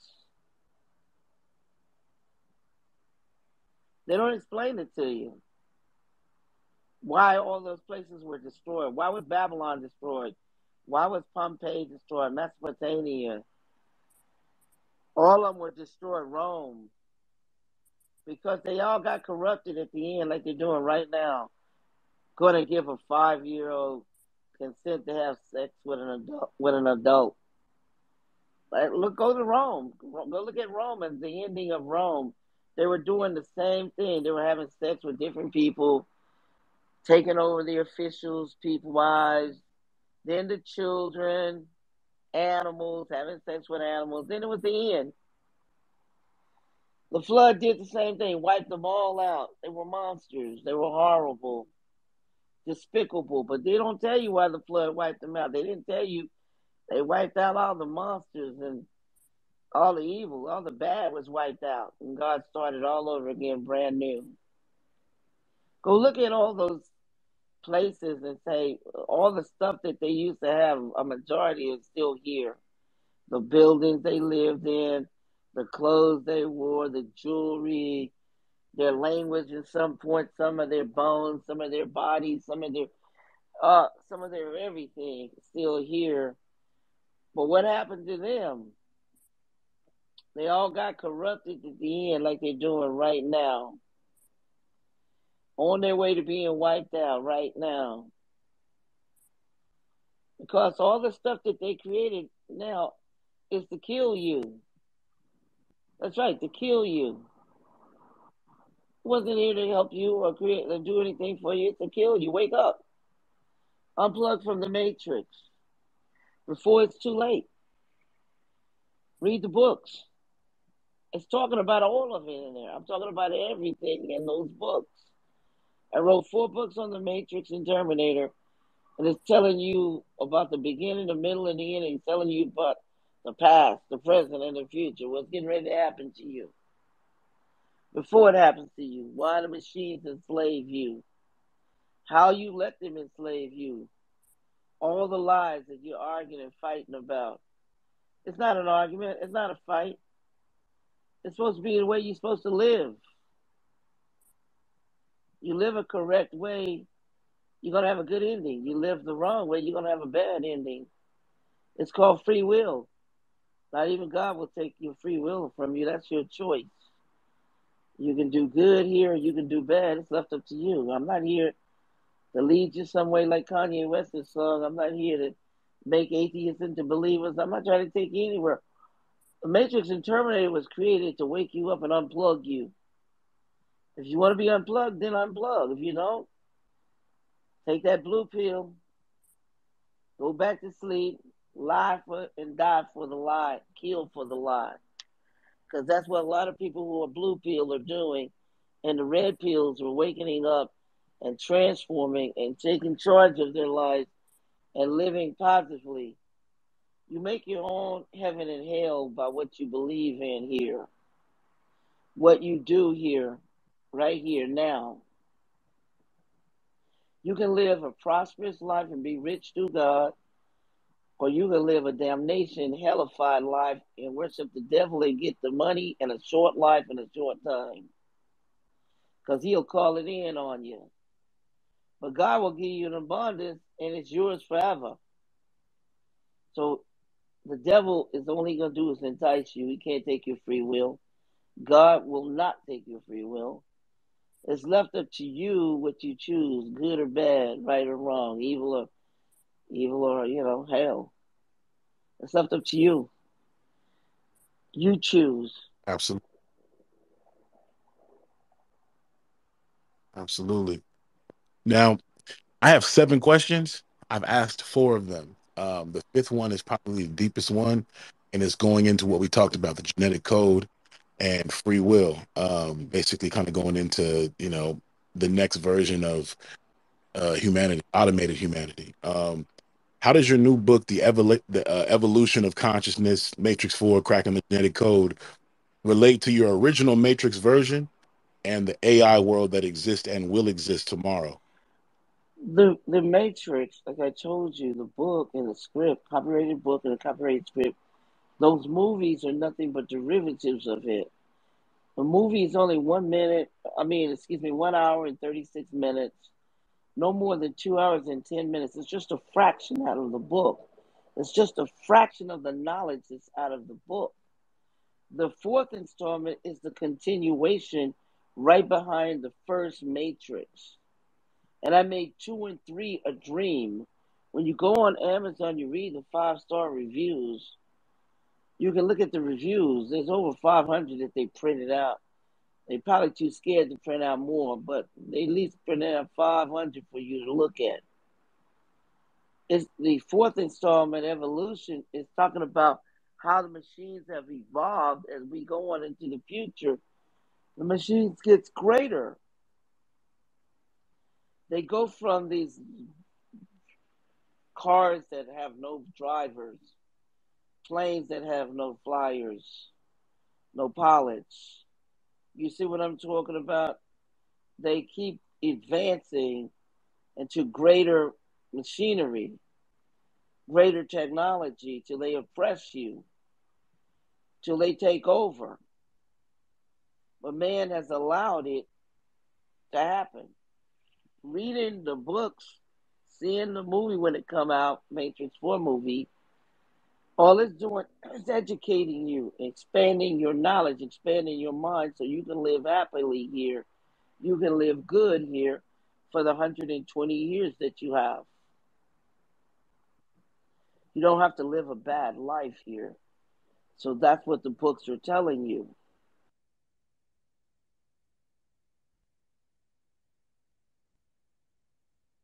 What I'm talking about? Does that make sense? Yes, it It makes does. sense. It absolutely does. Go ahead, Nikki. I just wanted to tell you how much I admire you for standing your ground when people were stealing your work from you. Go ahead, Nikki. Um, I think you are such an intelligent woman, and I hope to one day be a fraction of who and what you are. And thank you Nikki, so much for hello? coming to this space. Can she hear Oh, me? oh, you can't hear her, Sophie? No, I didn't even hear her at all. Oh, I'll drop you, Nikki, and bring you right back up. Okay. She was giving you your flowers, Sophia. Oh, that's wonderful. Thank you. Yeah. I'm gonna bring her back up. Also to the room, by the way, in the jumbotron, right above our heads, is a link. You'll see my tweet, and you'll see a link to her books. Please buy those books. Right now, we're talking about her latest one, which goes into the future. The fourth installment, The Third Eye. Excellent book. Right away, it's gonna grab you. So definitely go book for sure. Um, and like I said, the link is above my head. You know, and hell, the book seems feel like it's above your head, but no, it's deep, and it's definitely a great read. Go ahead and check it out. Buy that, support Black businesses, and also too share the link as well with your friends and everybody else. Nikki, repeat what you said to Sophia. Hello, Sophia. Can you hear me? I can hear you now, sweetie. Sorry Okay. about that. It just went out.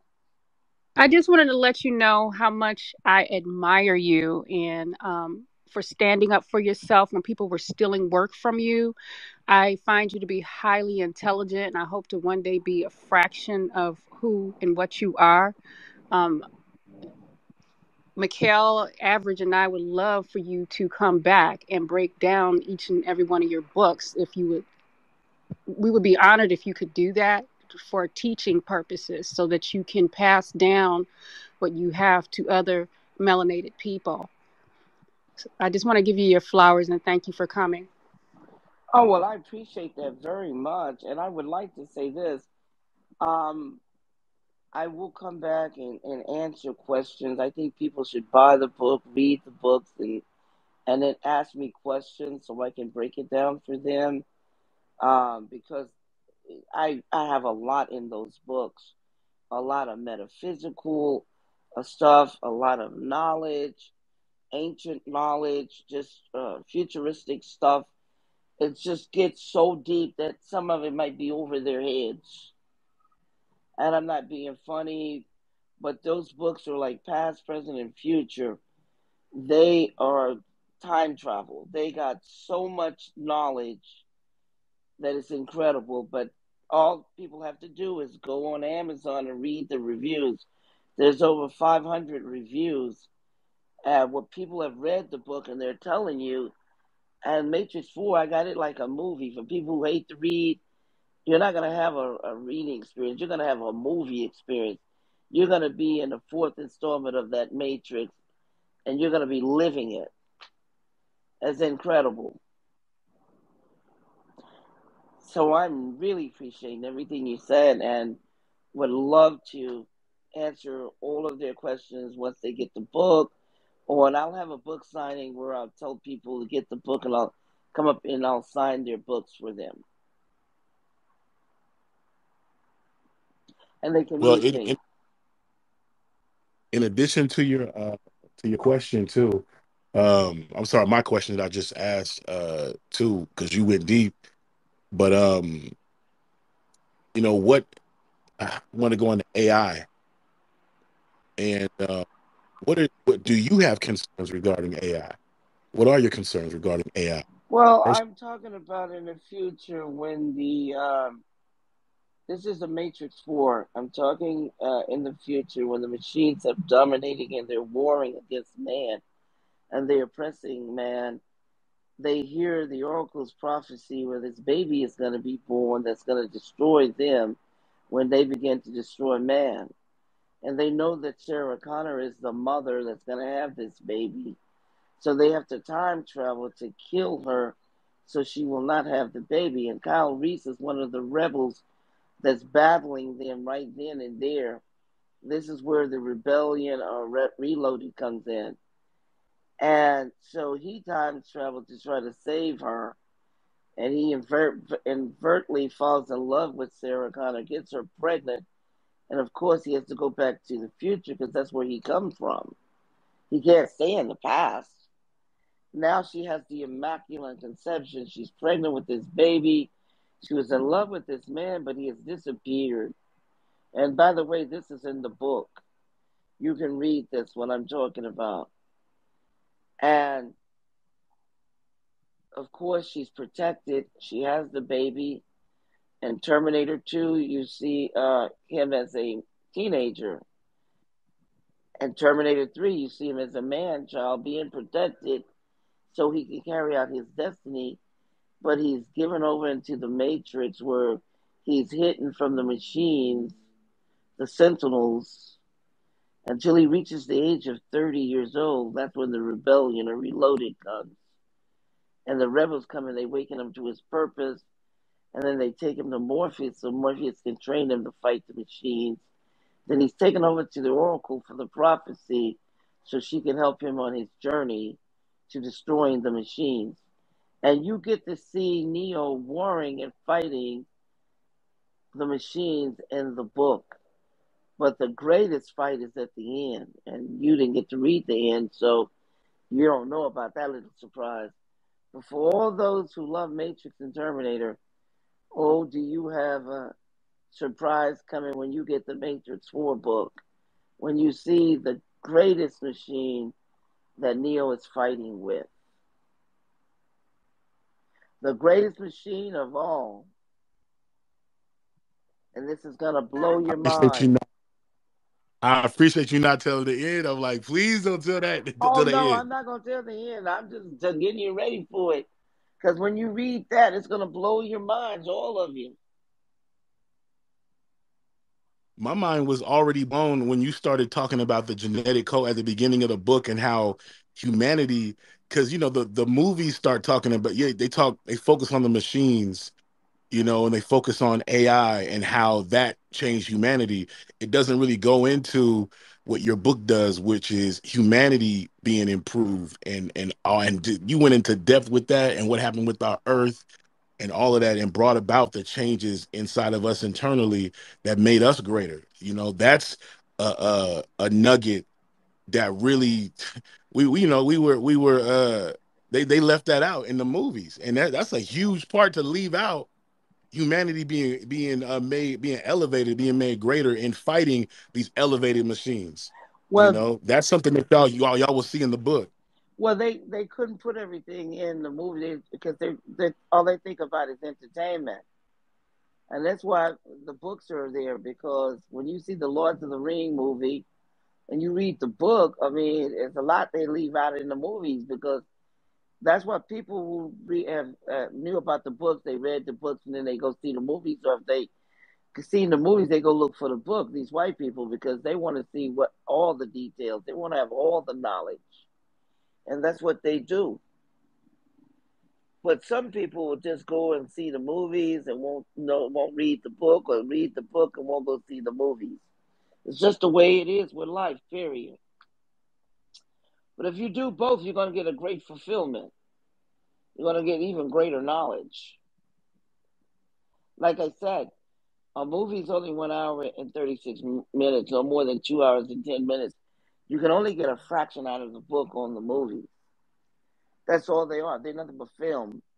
There's no writing or nothing. It's just you go out with a camera and you film it. You take the shooting script and you film it. You make the book into a shooting script and you film it. That's all that's going on. Absolutely. I have I think one last question for you before we try to go and include some of the audience. Um, Let me see what it is, where it is. Um, what's your advice to Black America and the world regarding caution with this, directly from you? Like I said, you're gonna read the books. You're gonna see what happens when they advance, and when they advance with technology. How it's all gonna what's getting ready to happen. This is real revelations. What I'm speaking and what I've written and the movies, it's real. It's not fake. It's real revelations. It's real revealing the truth. And you got to read it. You got to read it. You got to see the movies. It's because it's about your free will. It's about your choice. It's not about me trying to convince you. It's about you gaining knowledge so you know how to operate here with these machines. So you'll know how to live here with these machines and what's going to happen to you with these machines. That's what it's about. Absolutely. Absolutely. And once again, I'm going to reshare this. I'm going to reshare this link. It's going to have her in it. It's going to have a link to her website, truthaboutmatrix.com, and you can order the books there. Please do. I welcome you. I recommend that you do that for sure. Because, like I said, third eye grabs you right away. It's, there's books where it's, I don't know. The books are, they're interesting books, and it's a slow burn or whatever. But this was not that. It just automatically goes deep right away, and and then you go along for the ride. But with that being said, I believe Greg Nice. Well, Nikki, did you have a question? Then we'll go to Greg Nice. He'll be the first question. I'll let Greg Nice go ahead. I'll talk at the end. All right, Greg Nice, I'm inviting you up to speak. I don't know if you can hear me or He's no not. longer in the queue, so I want to pull up Sadie. Okay, who's that you said? Oh, okay, I see it.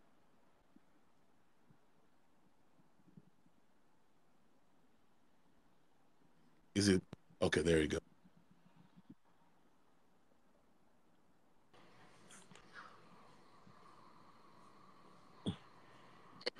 How you doing, brother?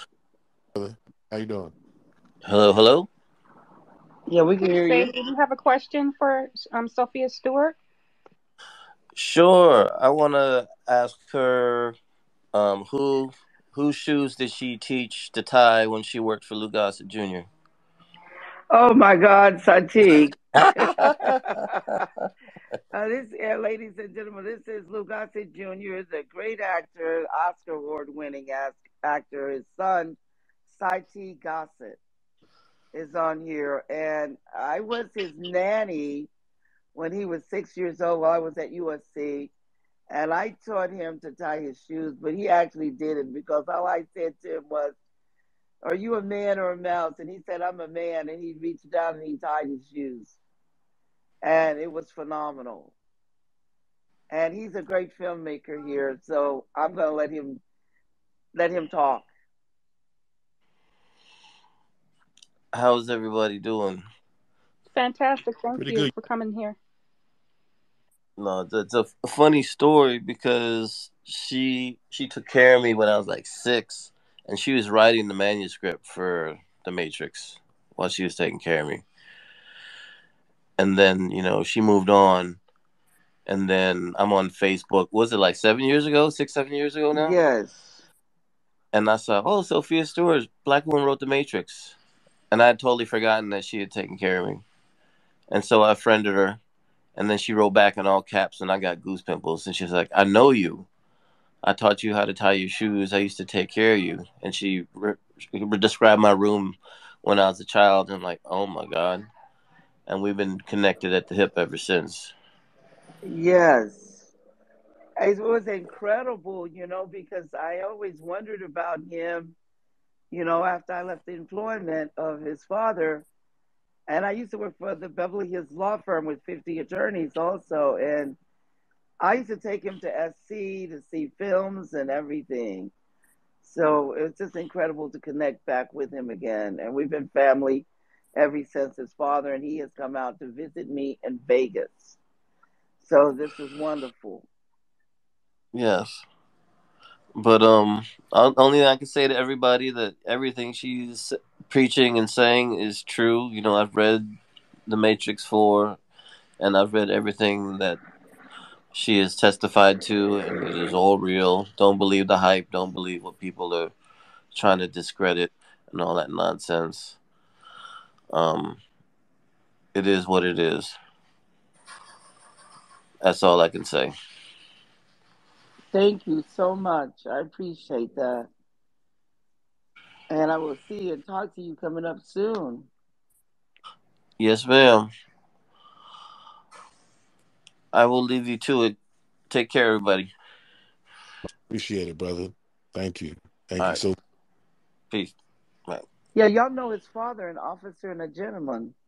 With Oh, absolutely. yeah, that's his father's Lou Gossett Jr., an Oscar award actor and a very phenomenal man. Yeah, Enemy Mine. Oh Yes. yeah. Oh yes. Iron Eagle. Yeah, Yep. Yep. yeah, like four of them. I think at least. I think it was at least four of them he was in. There's at Yeah, least four. They kept going back to the well. yeah, yeah, So man. she babysat. She babysat you, Sadie? Yeah. Yeah. It So wasn't. did It was really like I was taking care of him because I was there at the house. I was really his nanny. I mean, because he hired me as a nanny, not a babysitter, but a nanny. A nanny has greater responsibilities. I was taking him places, bathing him and cartoons and all kinds of stuff and taking him out for entertainment. And his favorite at that time when he was little was Carl's Jr. It was just phenomenal because, so it was more So like such a imagine thing. when it was time for her to tell you bedtime stories. I bet you got the best. I bet you got the best bedtime stories from her. No, I feel like we were more like running buddies than like a nanny versus child, because I could talk to her like a regular person. There's no placation or nothing like that. No, it wasn't like that. He's telling the truth. Sati was just super smart. I mean, me and my girlfriend, we'd take him places, and oh man, he was just super smart. I didn't talk any baby talk to him at all. It was just very incredible. I even told him a lot of stuff about himself, you know. because his mother had since passed away, and I knew his mom too, and so I've told him a lot about himself because his mom was Filipino, and so it was just a wonderful time, and we were friends also. So he's just incredible. I mean, I'm not surprised at him being a filmmaker the way he is and graduating and doing all kinds of incredible stuff. He has a lot of gifts of his father, and his mom was also an actress. So this is just phenomenal. I'm glad he came on here because this is a part you guys should know about. Yeah, I'm glad he came as well. Um, Somebody that you know actually came up here to give you flowers as well. So, no, that's beautiful. Oh, yes. Anybody who wants, by the way, please take advantage now, because we are on her time. So yeah, take advantage right now, because yeah, after that, after when she says it's it, that's it, that's it. So come up now. Any questions you want to ask? You know, I've invited somebody who was in the queue to speak who dropped out.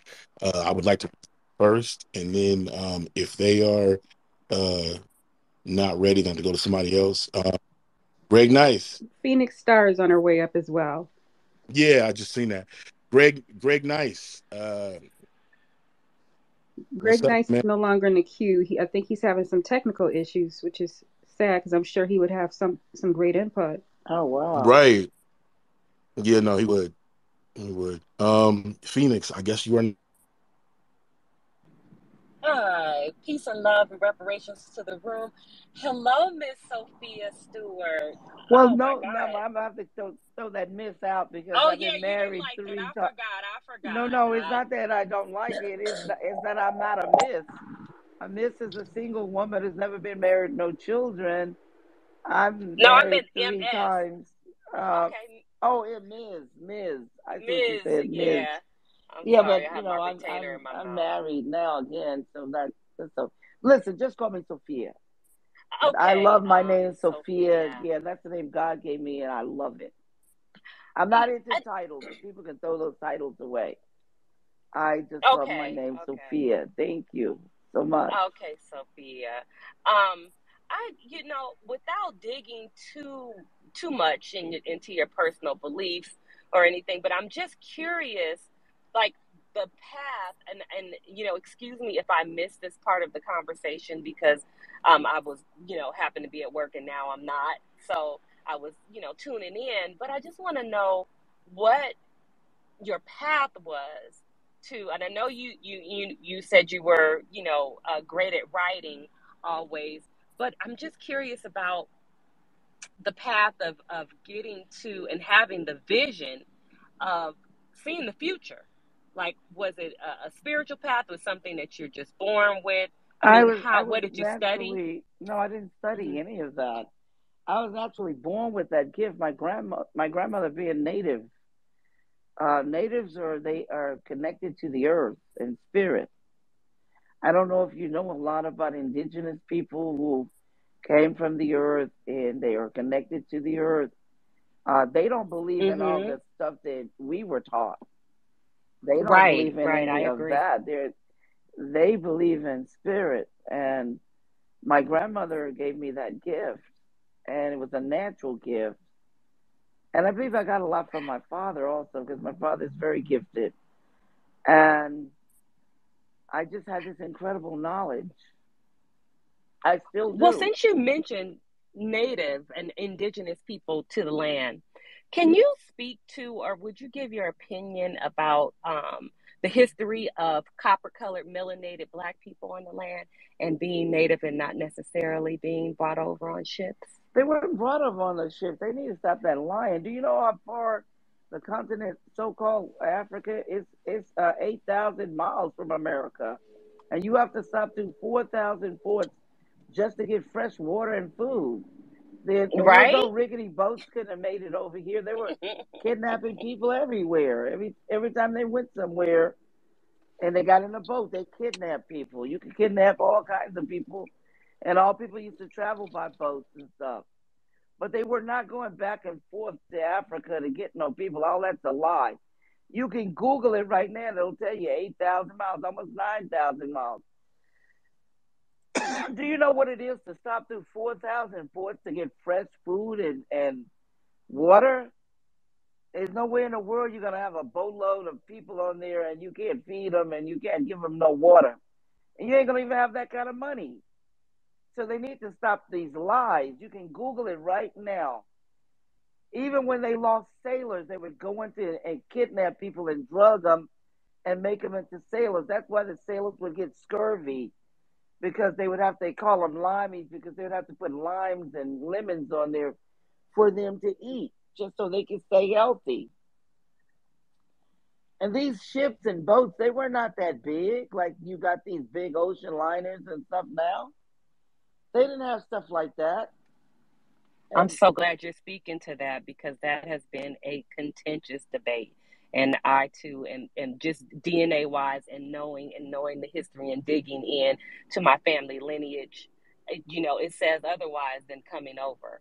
We Well, were they're already here. calling you a nationality. They're not a nation. They're not calling you what you are, the blood, because they named after a white man, Africa, because it was called something else. It was called the motherland, and it was called another name 1,000 years ago. Google it. It wasn't called no Africa. So I don't even know what people are getting the pride in being called an African, because they were calling you Afro-American, talking about your hair. But the hair was like that, because I got pictures where here in America, where the native indigenous people, they had the red copper skin and they had the hair. You could see it in these pictures, because what happened was when they started mixing with the conquistadors and all the other ones that came over here and started raping and plundering, that's why you got all these different types of people, different skin types, different hair types, different eye types, all of that because of the mixture and stuff like that. I was born with strawberry blonde hair and strawberry breast nipples and high insteps and small feet and copper skin, light copper. And that was the mixing with the Portuguese and the conquistadors, because we all got all these different mixtures. No joke. But you will know who you are. My blood is the O positive, the first bloodline to come upon the earth that can give blood to everybody. But everybody can't give blood to you. You have the universal O positive blood. You can give blood to everybody that's positive. The A positive, the AB positive, and the B positive. But only an O positive can give blood back to you. Now, the negative blood was mixed with the bestiality. When the Jews were talking about, Charles Darwin said that they came from the monkeys, the apes. Well, they were talking about the rhesus negative blood, which was like would kill the positive blood. That's why we had to have the blood test. That's why before you got married, you had to have the blood test, because they couldn't fix it back then. If you married the wrong person, a positive bloodline married a negative bloodline, it would kill your children. You wouldn't have any kids. Many years later, they could I fix. remember that from my grandmother. That's Yep, right. I remember that. That's right. They can fix it now, but back then they couldn't fix it. That's why we had to have blood. You had to have test your blood before you got married because of this. But they didn't tell you that. They didn't tell you why you had to have a blood test. They just made it mandatory that you have to have a blood test, but they didn't tell you if you married a guy with the wrong person was going to kill your baby or kill the children. That if you were positive and you married a negative, you were going to kill your own kids. It's deep. The lies go deep here. And I can't believe people believe these lies. I mean, you could go back and look at the wonders of the world. You can go back and look at all the old black and white reels and see all kind of stuff that we had here. Incredible stuff. And that they've been lying. the biggest liars ever came upon the face of the earth. And Well, when thank you for speaking to that. I want to say something else too. When I saw Star Wars in the 70s, when it came out in 1977, I was at the Apollo. We saw it at the Apollo. I had never seen anything like it. And Lucas was talking about how Satan, Lucifer, fell from the light side to the dark side. Now, I remember reading about it in the Bible, but to see it in a science fiction on the screen was crazy. And that Luke and Leia was the devil's children. And Lucas is talking about it on YouTube. And then I thought about the second coming of the Christ, because I remember reading in the Bible and Revelations, they said the Christ was going to come back. And I wondered, and be born of a woman again. And I wondered what would happen for him to come back. And then what came in my mind was the machines coming back and oppressing the people and killing them. So that's how the story was born in me while I was at USC and while I was writing it. I wrote the book, I wrote the script. I copyrighted it because I had studied law under the Brooklyn and Manhattan lawyers. I already had a degree in law. You see what I'm talking about? So I already knew about all of that. And I was writing since I was in grade school. And the first teacher was a college professor that taught writing, not English, writing. And then when I went into college and I skipped high school, I was taught by all these famous teachers. Look, God provided a master newspaper writer, Max Siegel, a master author of books and critic and essays, Emile Kabuya, a Big Apple playwright, Paul Cherry. Do you see? And Leon Roth, whose son won an Oscar for Airport 79. His father, this big time producer, taught me at USC, and my work won 4 Oscars. And then I was working at Channel 13 with Oscar Award producer Perry Miller Dado. She lived in Connecticut by the Paul Newman and his family and girls. And I was her PA. I had my office right by her, and I would open up for her at Channel 13. And one day I just told her that I wanted to be her. She won her first Oscar on Dylan Thomas, a documentary. And can you imagine how she felt when I told her I wanted to be her? I wanted to become her. And look, I did become her because my work won 4 Oscars. And that's what I wanted to do, was to excel. And I told her, and she helped me. And she was elated that I wanted to be her.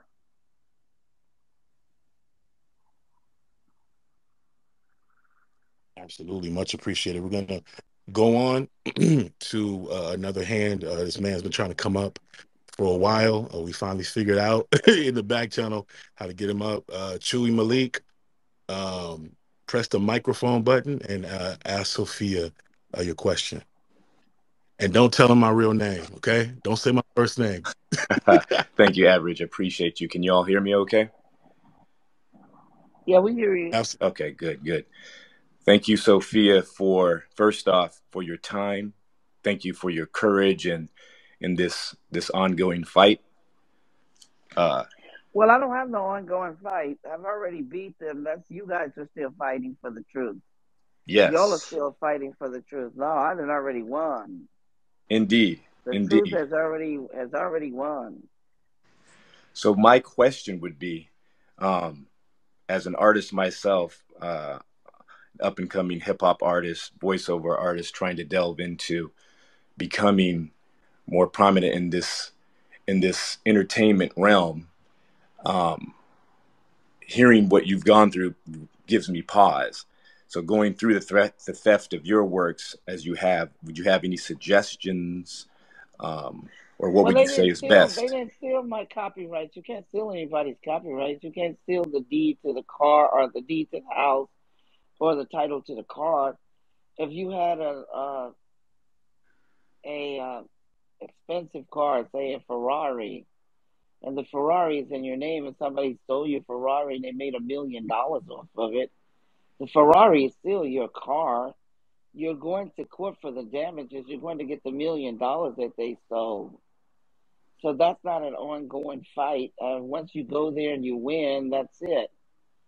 Um, so I don't. I think that a lot of people are confused here, and they will continue to be in confusion until they learn to accept the truth.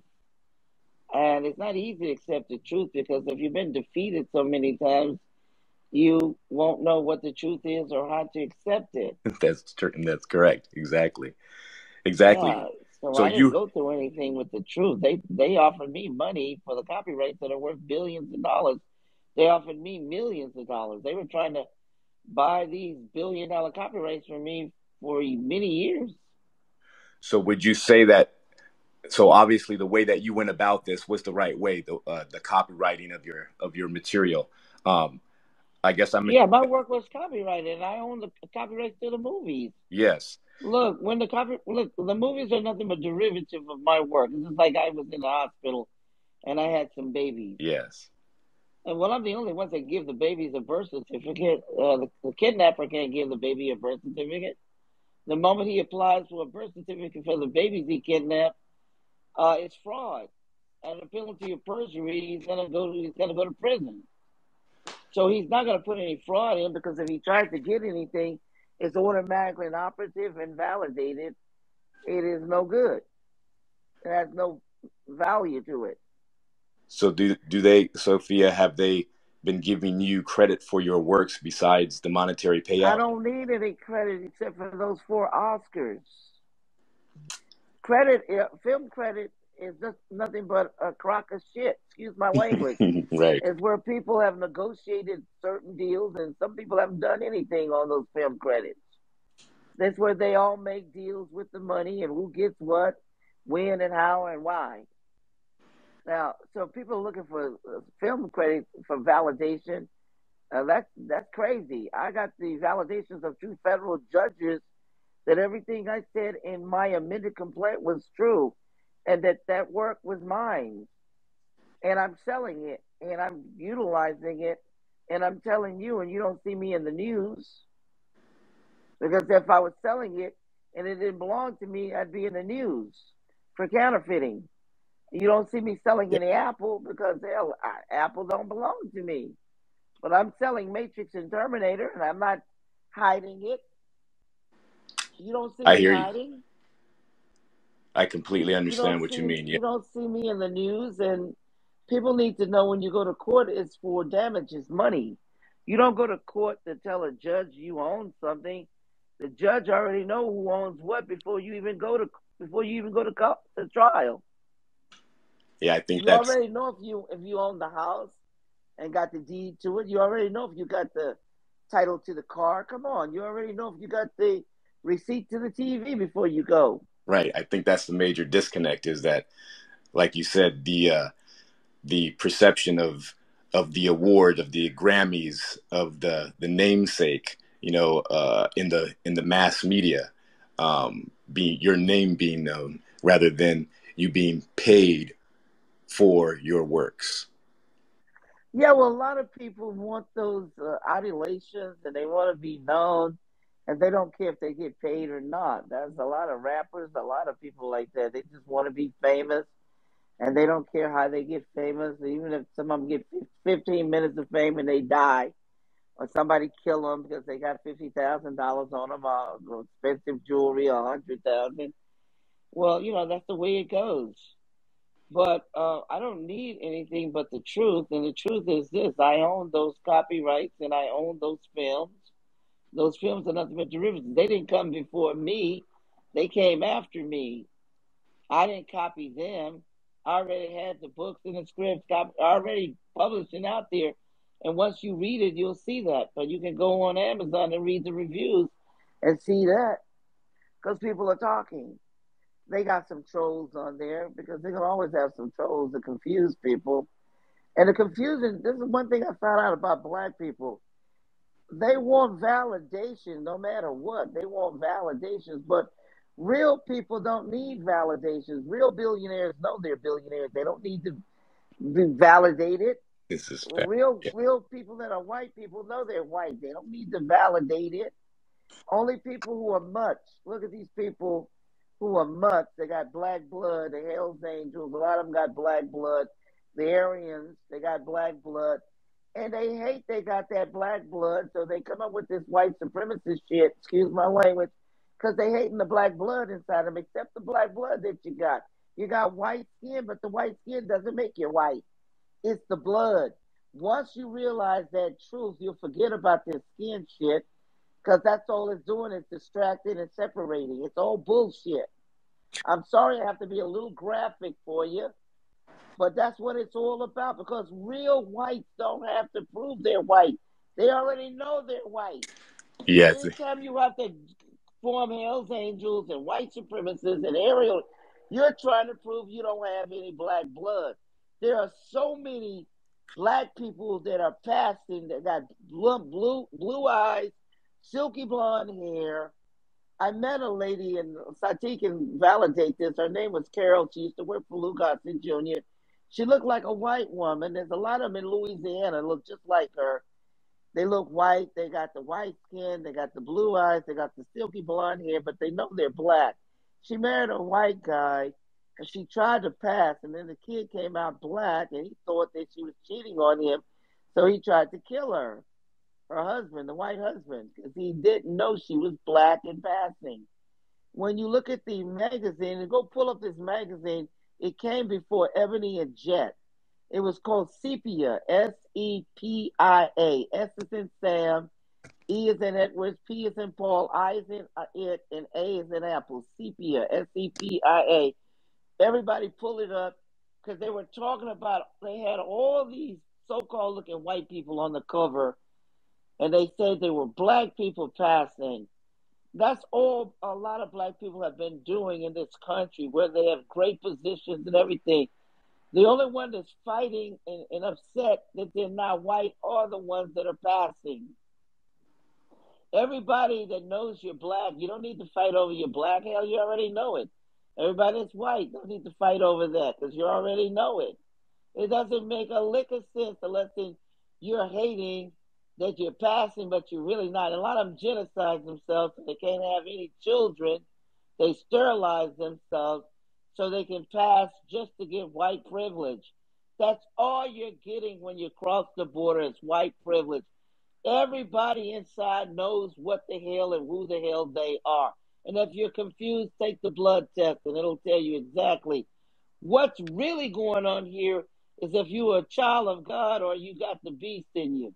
If you got bestiality, monkey blood, or got animal bloodlines, generational curse, that's the only thing that's warring here is if you got the beast blood or you got God's blood. That's all. This skin stuff, throw it out because it's just a distraction to keep you from getting to the truth, to keep you from really finding out what the hell is going on here on earth. Yes. But it ain't got nothing to do with the skin, people. Much appreciated. We got to move on to the next question from one of the speakers. I'm trying to remember who the order. I want to say it's Chanel. Is it Chanel? I believe it's Chanel. I'm pretty Yeah, my sure. name is Chanel Sussex. Okay, excellent. Thank you guys. Shout out to you, Average. I'm cooking dinner too, so forgive me. Shout out to you for even presenting Miss Sophia. I want to say thank you so much. It's a great space. It's a high frequency space that we have been needing in these Twitter spaces for a very long time. I have two questions. Earlier in your conversation, you talked about the memory bank and like when we die, we still have a memory. Yeah, the Would you memory chip. connect that? The memory The chip. memory chip. Thank you. Yes. Would you connect that to the telomeres, The the telomere. DNA? Yes. The telomere, the DNA, but you're not making any sense. Connected to what in the telomere or what in the DNA? Thank you so much for asking because this is something that I've been learning as well. But a telomere is like the DNA sequence at the end of our chromosomes. So I was just curious to see if you were familiar with that. That's something that has been. I was talking about that and showing that in the third eye book. It's called Solus. It's another movie that I created, and I gave a piece of it in the book. And the host will tell you that I got the DNA, the telomere right there for people to see is entwined, because that's what was talking about. This is what it's all about. If you got the blood of God or you got the blood of the beast in you, that's it. Bestiality. That's what that whole DNA marker is talking about. This is why they won't give you your blood type when you go to the doctor or the hospital. And the only way some people get it is if they give or donate blood. When they donate blood, then they'll tell you what your blood type is. A lot of people, I had to send them over there because they can't even get it from the hospital or from their doctor's office, because they don't want people to know about who they really are, what your blood type. It ain't never been about this scan and all that. And the DNA, when you go into the sequences, it tells you who you are, really who you are, why you act the way you act, and what's going on with you here on earth, and why you do the things you're doing, and why you're behaving the way you're behaving. And another thing, too, you ask yourself this: why are they eating blood? You're not supposed to be eating the blood. God even spoke about that in the Bible, that you're not supposed to be eating the blood.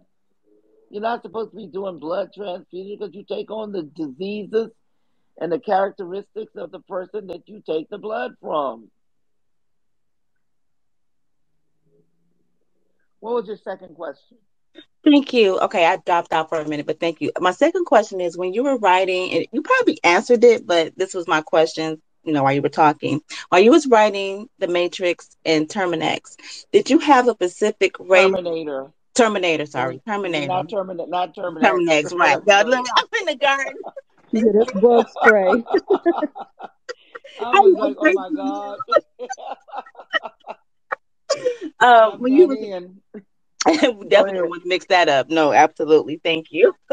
When you was writing those, did you have a specific color or people in mind when you were writing those Now movies? listen to me very carefully. That's a great question that you ask, and it's in the Third Eye book. They wrote a newspaper article about me June the first, 1981. They said Sophia Stewart is going to come out. She's a producer living in Beverly Hills. She's going to come out with the first black science fiction. See, Black Panther was not your first black science fiction. It was The Matrix.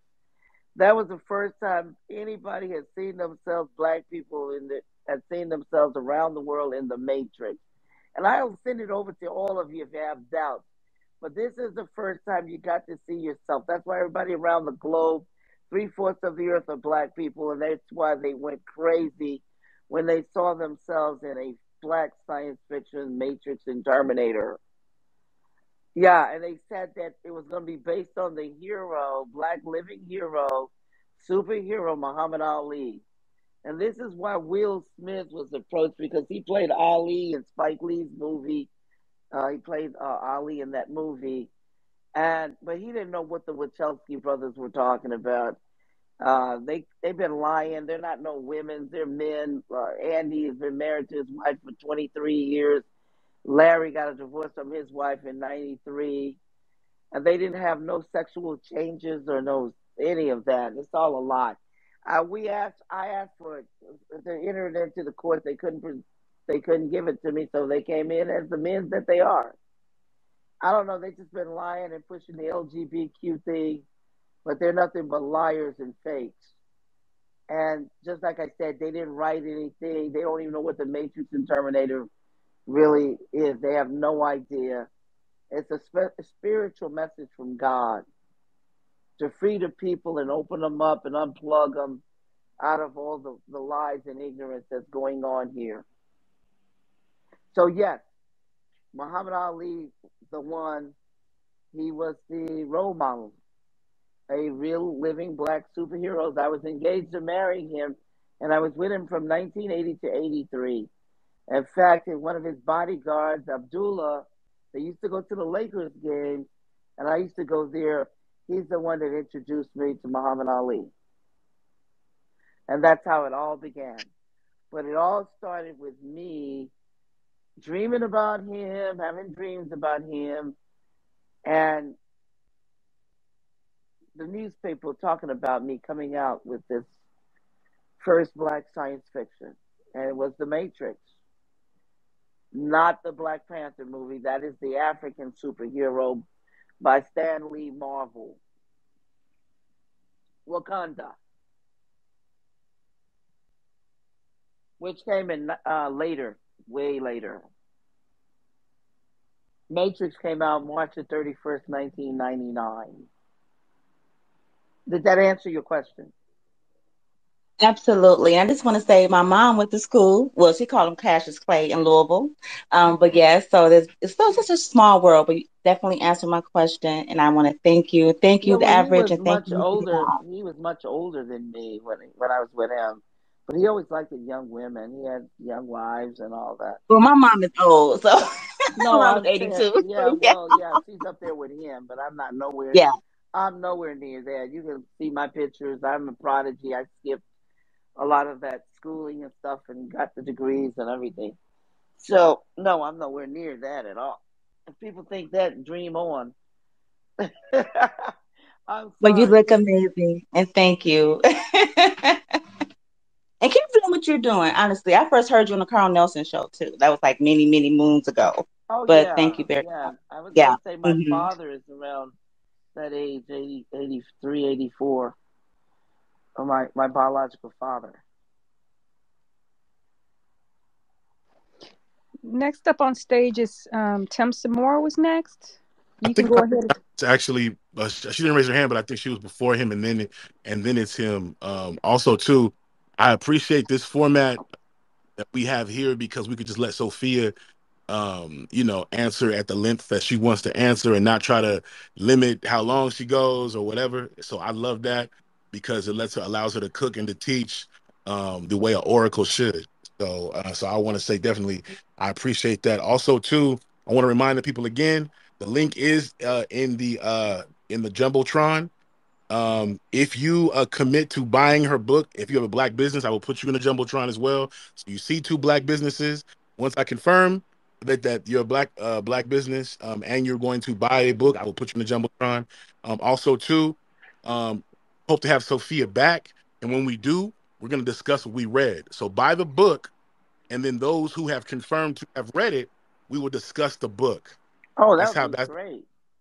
that's how we'll do it. We'll buy the book, we'll read the book, then we'll discuss the book. Because it's definitely worth it. The read is going to be incredible. And yeah, like I said, you having access to one of the most incredible minds. So we need to do that. So yeah, go to that link, buy that book, digital form, hard copy, whatever you prefer, and we'll go from there. Next up, speaking is going to be Goddess Michelle. The God Tribe, yeah, Goddess Michelle. Go ahead, madam. Thank you. Peace and blessings. Um, I'm not sure if I heard everything regarding the different types of blood. I just wanted to know um, what's the difference between all these different types? How did they come about? Well, the blood, like I told you, you can Google it. The Neanderthal ancient first blood is the O positive blood, and that was the bloodline that gave blood to everybody.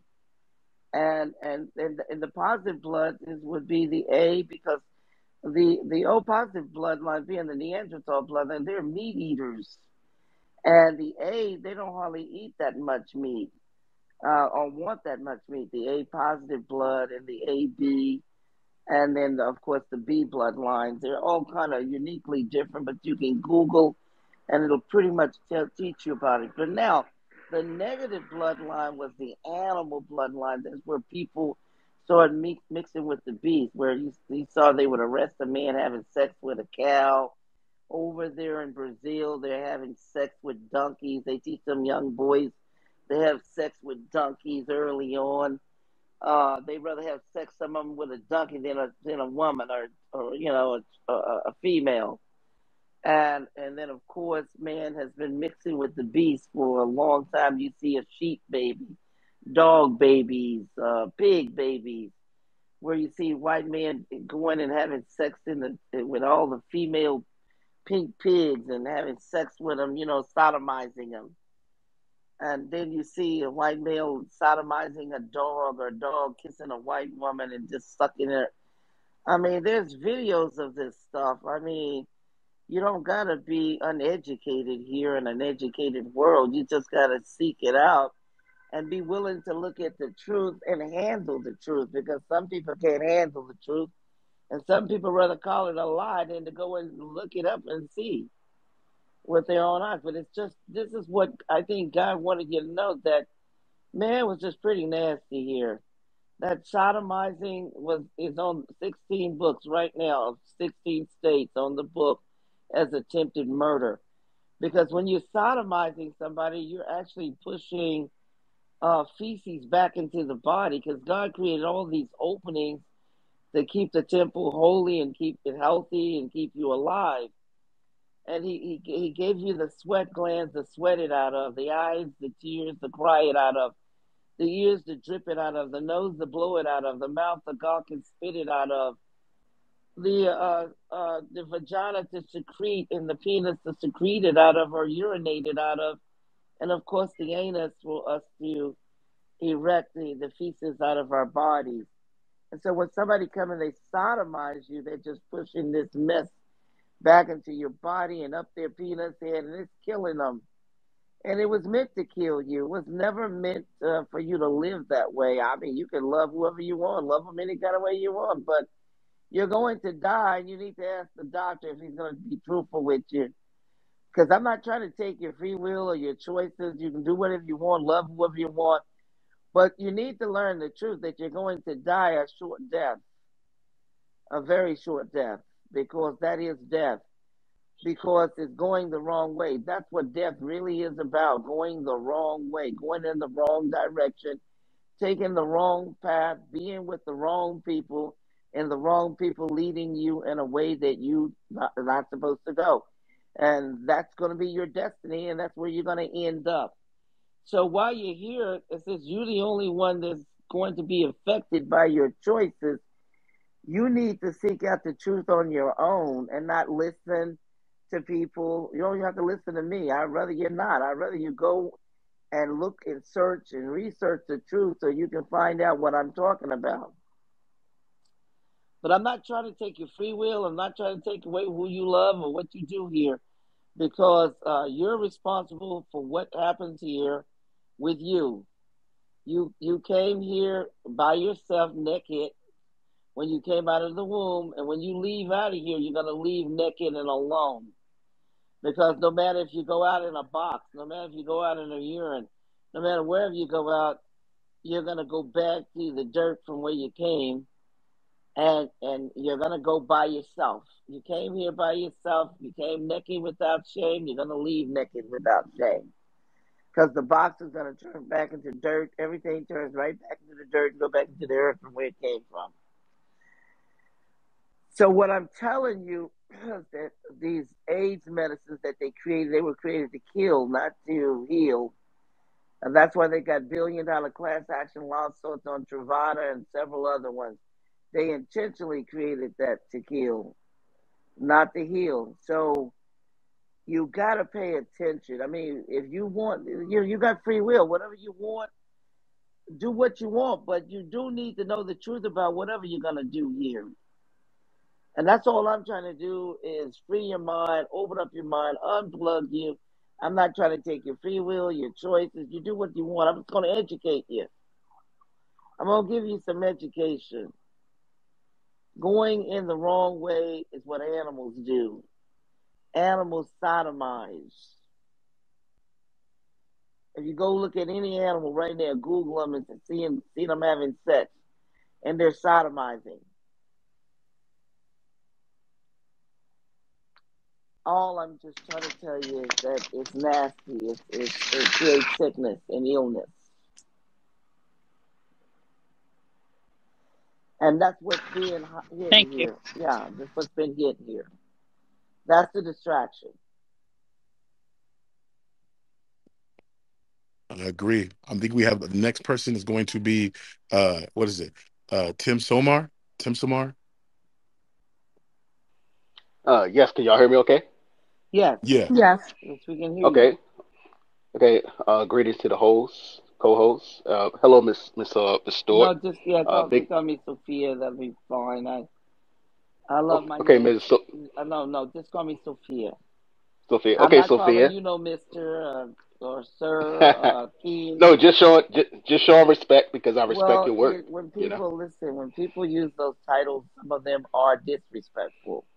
Because if you don't get Understand? something right, it's wrong, and it ain't bringing no respect. And it Correct. was slave terms that white people don't even use. It was given back in the day. Your grandparents had you to use it to save your life because if you didn't use it, and that's what they incorporated. If you didn't use it, they would kill you. But they don't use it because a madam is over a brothel, a whorehouse. And don't call me ma'am because that's, all of this stuff got some bad negative connotations with it. I'm not joking with you. I'm keeping it real with you.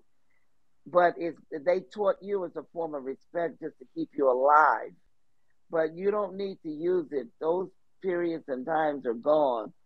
The only thing that God hears in heaven is your name. Whatever name was given to you, that's the only vibrations that goes up to heaven. I know a lot of people don't believe it. They don't see how deep this goes, but everything here is on a vibrational energetic level, music, everything, frequencies, all of those have a lot to do with what's going on here and what's going on that you're calling upon yourself. You're either creating heaven or hell with these vibrations and telekinetic energy and frequencies. It's almost like open sesame or open up, genie. And you just got to be careful what comes out of your mouth. I'm trying to tell people, but I know you don't believe it, but you'll find out one day. You're creating your future, your past, your death, or whatever. You're calling it in by what you speak. So you got to watch your mouth. And when they say speak no evil, see no evil, hear no evil, but really watch what you speak. But go and ask your question because I can't wait to hear it. Well, but still, Sophia, it's still an honor to speak with you. Big fan. I'm glad you've gotten through a lot of your trials. I actually just wanted to, since I have the pleasure of speaking to you, I've always wanted to know. I have two questions and kind of want to get your views on a thought piece that I was thinking about from one of your books from the Terminator. But you kind Okay. of touched on you kind of touched on one of the things. In both of your films, The Matrix, and then you had the Terminator. How did you feel? You already spoke on Will Smith. They actually went to Will Smith because not many people knew that book was actually about black people. Then we have the Terminator. They actually wanted to cast O.J. Simpson as the Right. Terminator. Exactly. And then my third piece is about it. Schwarzenegger ran under him for the part. Schwarzenegger ran Correct, under O.J. correct. Simpson for the part. He practically begged for it, and that's how he got it. Yeah, I've spoken to Schwarzenegger. So yeah. So go ahead. Excellent. Yes, and my third piece to that is reading the Terminator. I always wonder how did you think of the concept of just thinking forward about AI and about if you really look at how AI is today. A lot of people on where a lot of people are using like the what is it called, the Chat GTP or whatever you want to call it. A lot of Right. people don't Yes. realize the reason. Yes, the reason that thing is so smart is because so many people are inputting information in it. But also at the same time, you have white people, who they're putting their racist, views into that system, I'm gonna tell and you that'll something, actually. but you never Mhm. know who these people are because I told you these people with these white skins. A lot of them are just black people Correct, that are correct, correct. that hate themselves. They hate that they look. They got the appearance of white, but they know they're deep in their hearts. They know they're black because if you already know who you are, you ain't got no hate in your heart. You ain't got no problem. It's people who are unsettled and hate to be what they really are that's causing all these problems here and lying with all this distraction and stuff. Because if you look during the Martin Luther King march, There was a lot of white skinned people out there marching with these black people. If you look at George Floyd and all these other great causes, so what's going on here? Who is these real haters? Who is these real distractors? And I say they're black people passing for white. Hell, that's what they are. Because my husband, he looks white and stuff. I told him you got black blood and you just hating on it because you got that black blood, but you look appearance is white. But it's a lot of you out there like that, and y'all need to stop it. Do you know what? A lot of you know people that look white and they're not white. A lot of them got white privilege. Come on out here now, wake up. Real white people that know they're white in their hearts, they don't have any problem. They got nothing to prove. You are what you are. If you're black, you know you're black, what is the problem? You ain't got no problem. You know what you are.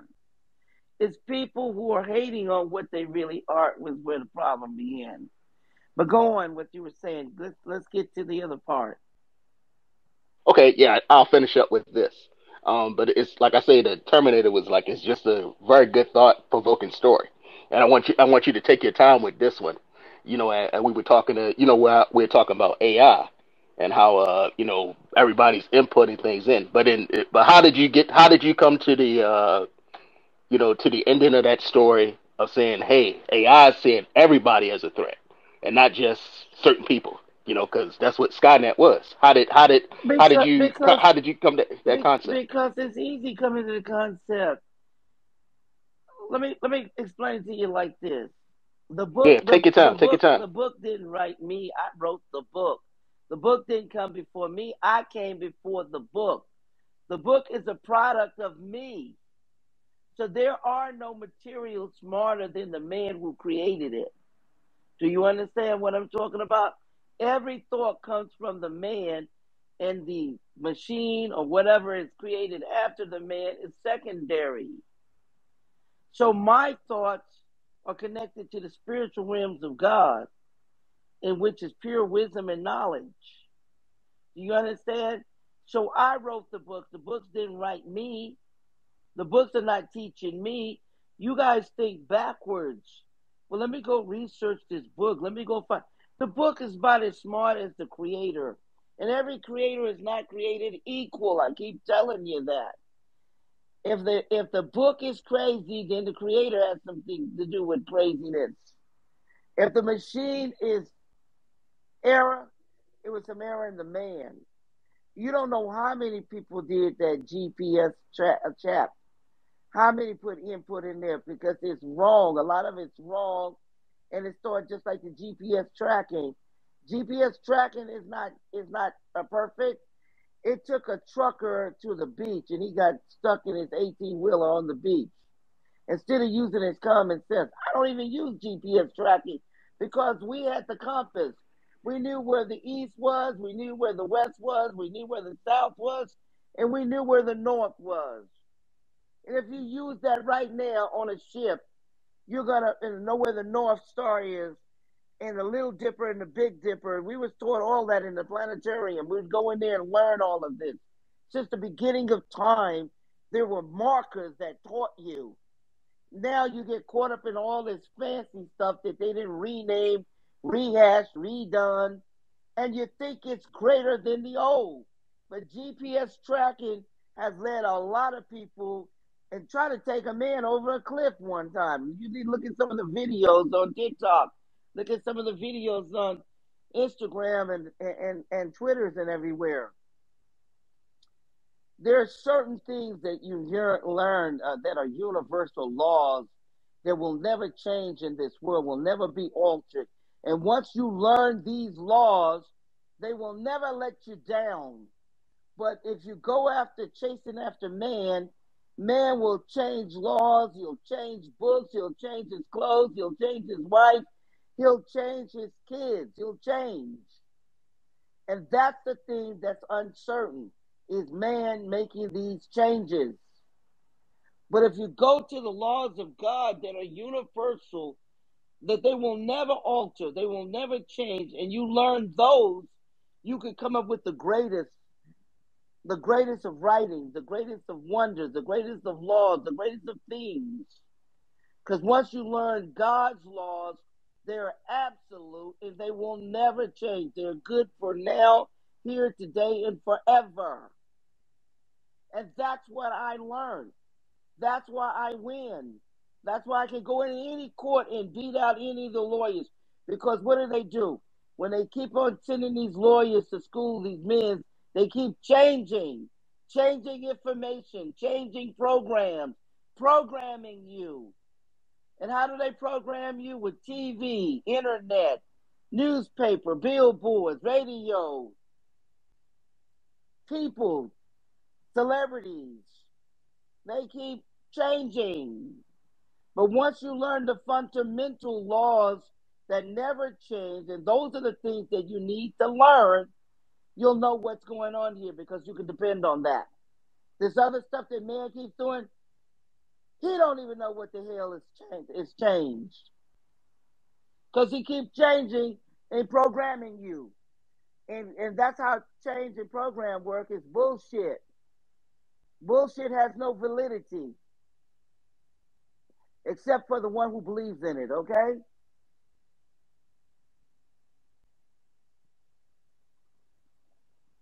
Did that answer your question?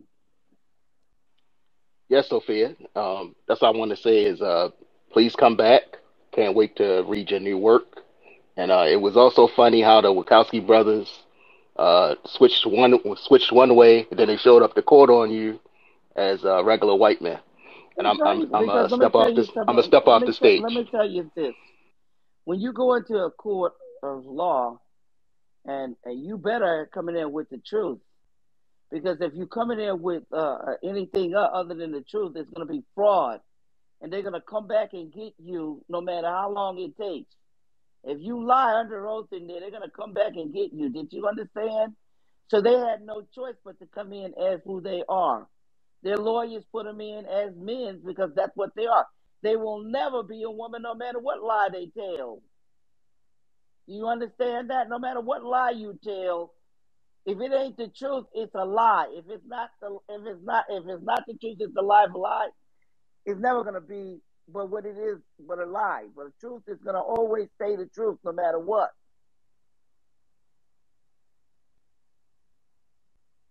Absolutely. Respect. It's real. I'm just trying to keep it real. I'm trying to wake you up. I'm trying to make you think. If you can think for one moment, then you can see clarity, and then with clarity, you can see the truth. They done told you so many lies that y'all are confused here. But you don't have to be confused if you learn the fundamentals of truth. What I meant when I said if you learn the compass and you look up in the sky and you see the stars, they don't change. That North Star is there. That Little Dipper and that Big Dipper is there. The east, the west, the north, the south, it's there. Ain't going to change. If you learn what it is, you can maneuver in any city, go anywhere you want, and you don't need any GPS tracking. But if you learn GPS tracking and you don't learn the fundamentals, and something happens with the computer or the internet, then you're not going to get home. You're not going to go nowhere. You're going to be like lost. What the hell is going on? My GPS tracking is not working, so I can't get home. My GPS tracking is not working, so I can't go to work. What the hell is going to happen to you when that turns off or it's no longer existing or something happens in the world and you can't use it and you don't learn the fundamentals? What happens then to you? Back in the day, we didn't have car insurance in the 80s while I was at USC. We didn't have no bunch of car accidents. We weren't even thinking about stuff like that. We didn't have no phone that we were looking in 24/7, so we couldn't enjoy the beach or the sun or going out and playing sports or going out enjoying life. We had answering services. We didn't have no cell phones. Well, now people can't even take their asses out of their phones. Most of them have car accidents, wrecks, all kinds of stuff because they can't get out of the phone.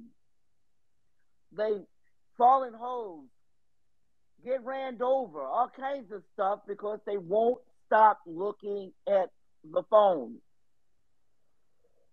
That's deep because life was meant to be enjoyed, not in a phone, not in a simulation, but reality. To enjoy life. If everybody lost their cell phones tomorrow, we were taught to memorize phone numbers. We knew everybody's phone numbers. We didn't have to write them down. We didn't have to put them in the phone and call people with their names and not know what their number is. If something happens tomorrow and the internet goes to leave away from here, they're going to have a field day on y'all's asses. I hope y'all remember this interview because they're going to have a field day on y'all's asses without any internet. And you don't learn the fundamental laws that governs the earth and governs this world and how to survive in it and how to cook food and how to find food and how to find water because you don't know any of that because you've been in the phone. I'm sorry. I hope everybody hears this interview because it's deep. Don't apologize for going deep. I appreciate it. I truly do. Um, I like And to I'm just gonna hear tell you you rip. something. And let me tell y'all something. That might be the next thing they pull too. Is pull that internet down because they will probably kill more people with that internet gone than they did when they tried to kill people with the COVID. I bet you they'll kill much more people if they take the internet away. Some people will commit suicide just because they can't get into the phone. It's crazy. I'm sorry, but it's time for me to go. It's wonderful. I had a wonderful time. It is now almost 5 o'clock. I've gone overboard here on time, but it's been phenomenal. I enjoyed the questions. They've been super. I appreciate you, Sophia. Um, I don't want to say a part two, but uh, the next space that we do, I want it to be a two-part space. The first, we'll discuss the book that we bought. By the way, the link to that book Yeah, let's do is that. Let's in. do that. Yeah, we can discuss the book. We'll have the author discussing the book because she'll tell you exactly the concepts, and this book is deep. I tell everybody to go get the third eye. That is the biggest missing piece of what they've tried to steal and plagiarize, hijack, whatever you want to call it. So yeah, last person, it's a from Macau wants to just say something real quick, and then we will close Okay. out the space, and I'll have an after space that I'll start up immediately on the heels of this one. Great Oracle, my sister, Queen Sophia. Thank you, thank you, thank you. I love you so much. I mean, what we're doing here on the continent, you've encoded me with how we have to navigate this thing moving forward. So, I'll always be indebted to you. You are a treasure. You are our GPS in terms of how we move. We love you, and we need to get your book. I mean, it's helped me a lot. We Oh need to yeah, I get got that. 4 books, 4 of them, because y'all need to read them, all 4 of them. Exactly, Yeah, because exactly, well, at least get the exactly. first two anyway, the Third Eye and the Matrix Four. At least get those two because that is going to give you a lot of knowledge. I'm not joking. You guys are going to be incredible because the movie is only a fraction out of those books. Can you imagine what you're missing? Ancient metaphysical spirituality, technocracy, all of that's in those books. Illuminati's, Masons, Masonic, everything is in there. It's going to blow you guys' minds. And I we look covered a forward. host of things. We look forward to having you back, Oracle. And ironically, I would encourage you guys to go look at the Matrix One again when they show you the Oracle. I Yes. mean, they're so cunning in how they literally got a woman to sound, literally look, right, like Sophia and have the attitude. Well, So let this me is tell you Sophia's way. something. This is going to blow your mind because I put my own stuff in my work. I created the Oracle because I saw Alfred Hitchcock doing me, Spike Lee, Stan Lee, and Stephen King. We saw, Alfred Hitchcock did, and we put ourselves in our work. But they knew who I was. I'm trying to tell you guys, they looked up my copyrights. My copyright says Riverdale, New York, which is the Bronx, and Bronx, New York. It has it on it. So they already was spying on me. They knew all about me. You guys, when you go in the book, the copyrights are in there for you to see. So they already knew about me, you guys. It's no coincidence, okay? No accident, no mistake. They had already probably was spying on me for a long time.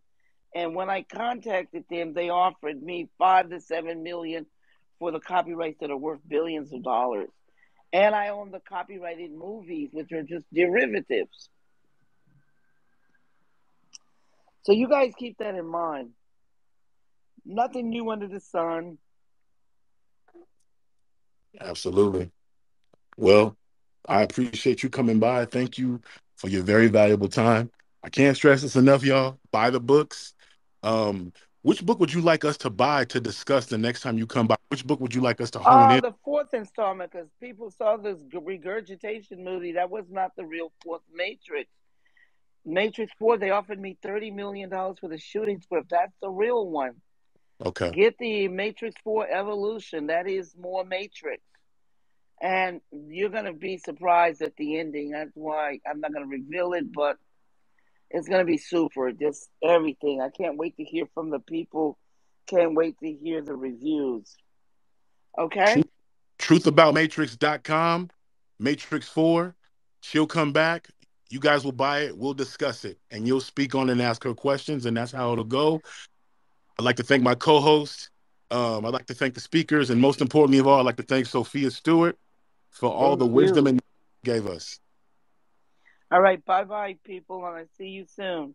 Next time. Peace and blessings. Yes. All right, we're gonna have an after space. I'm gonna end this space, and then I am going to start another space, an after space, starting now. So peace and then hello again.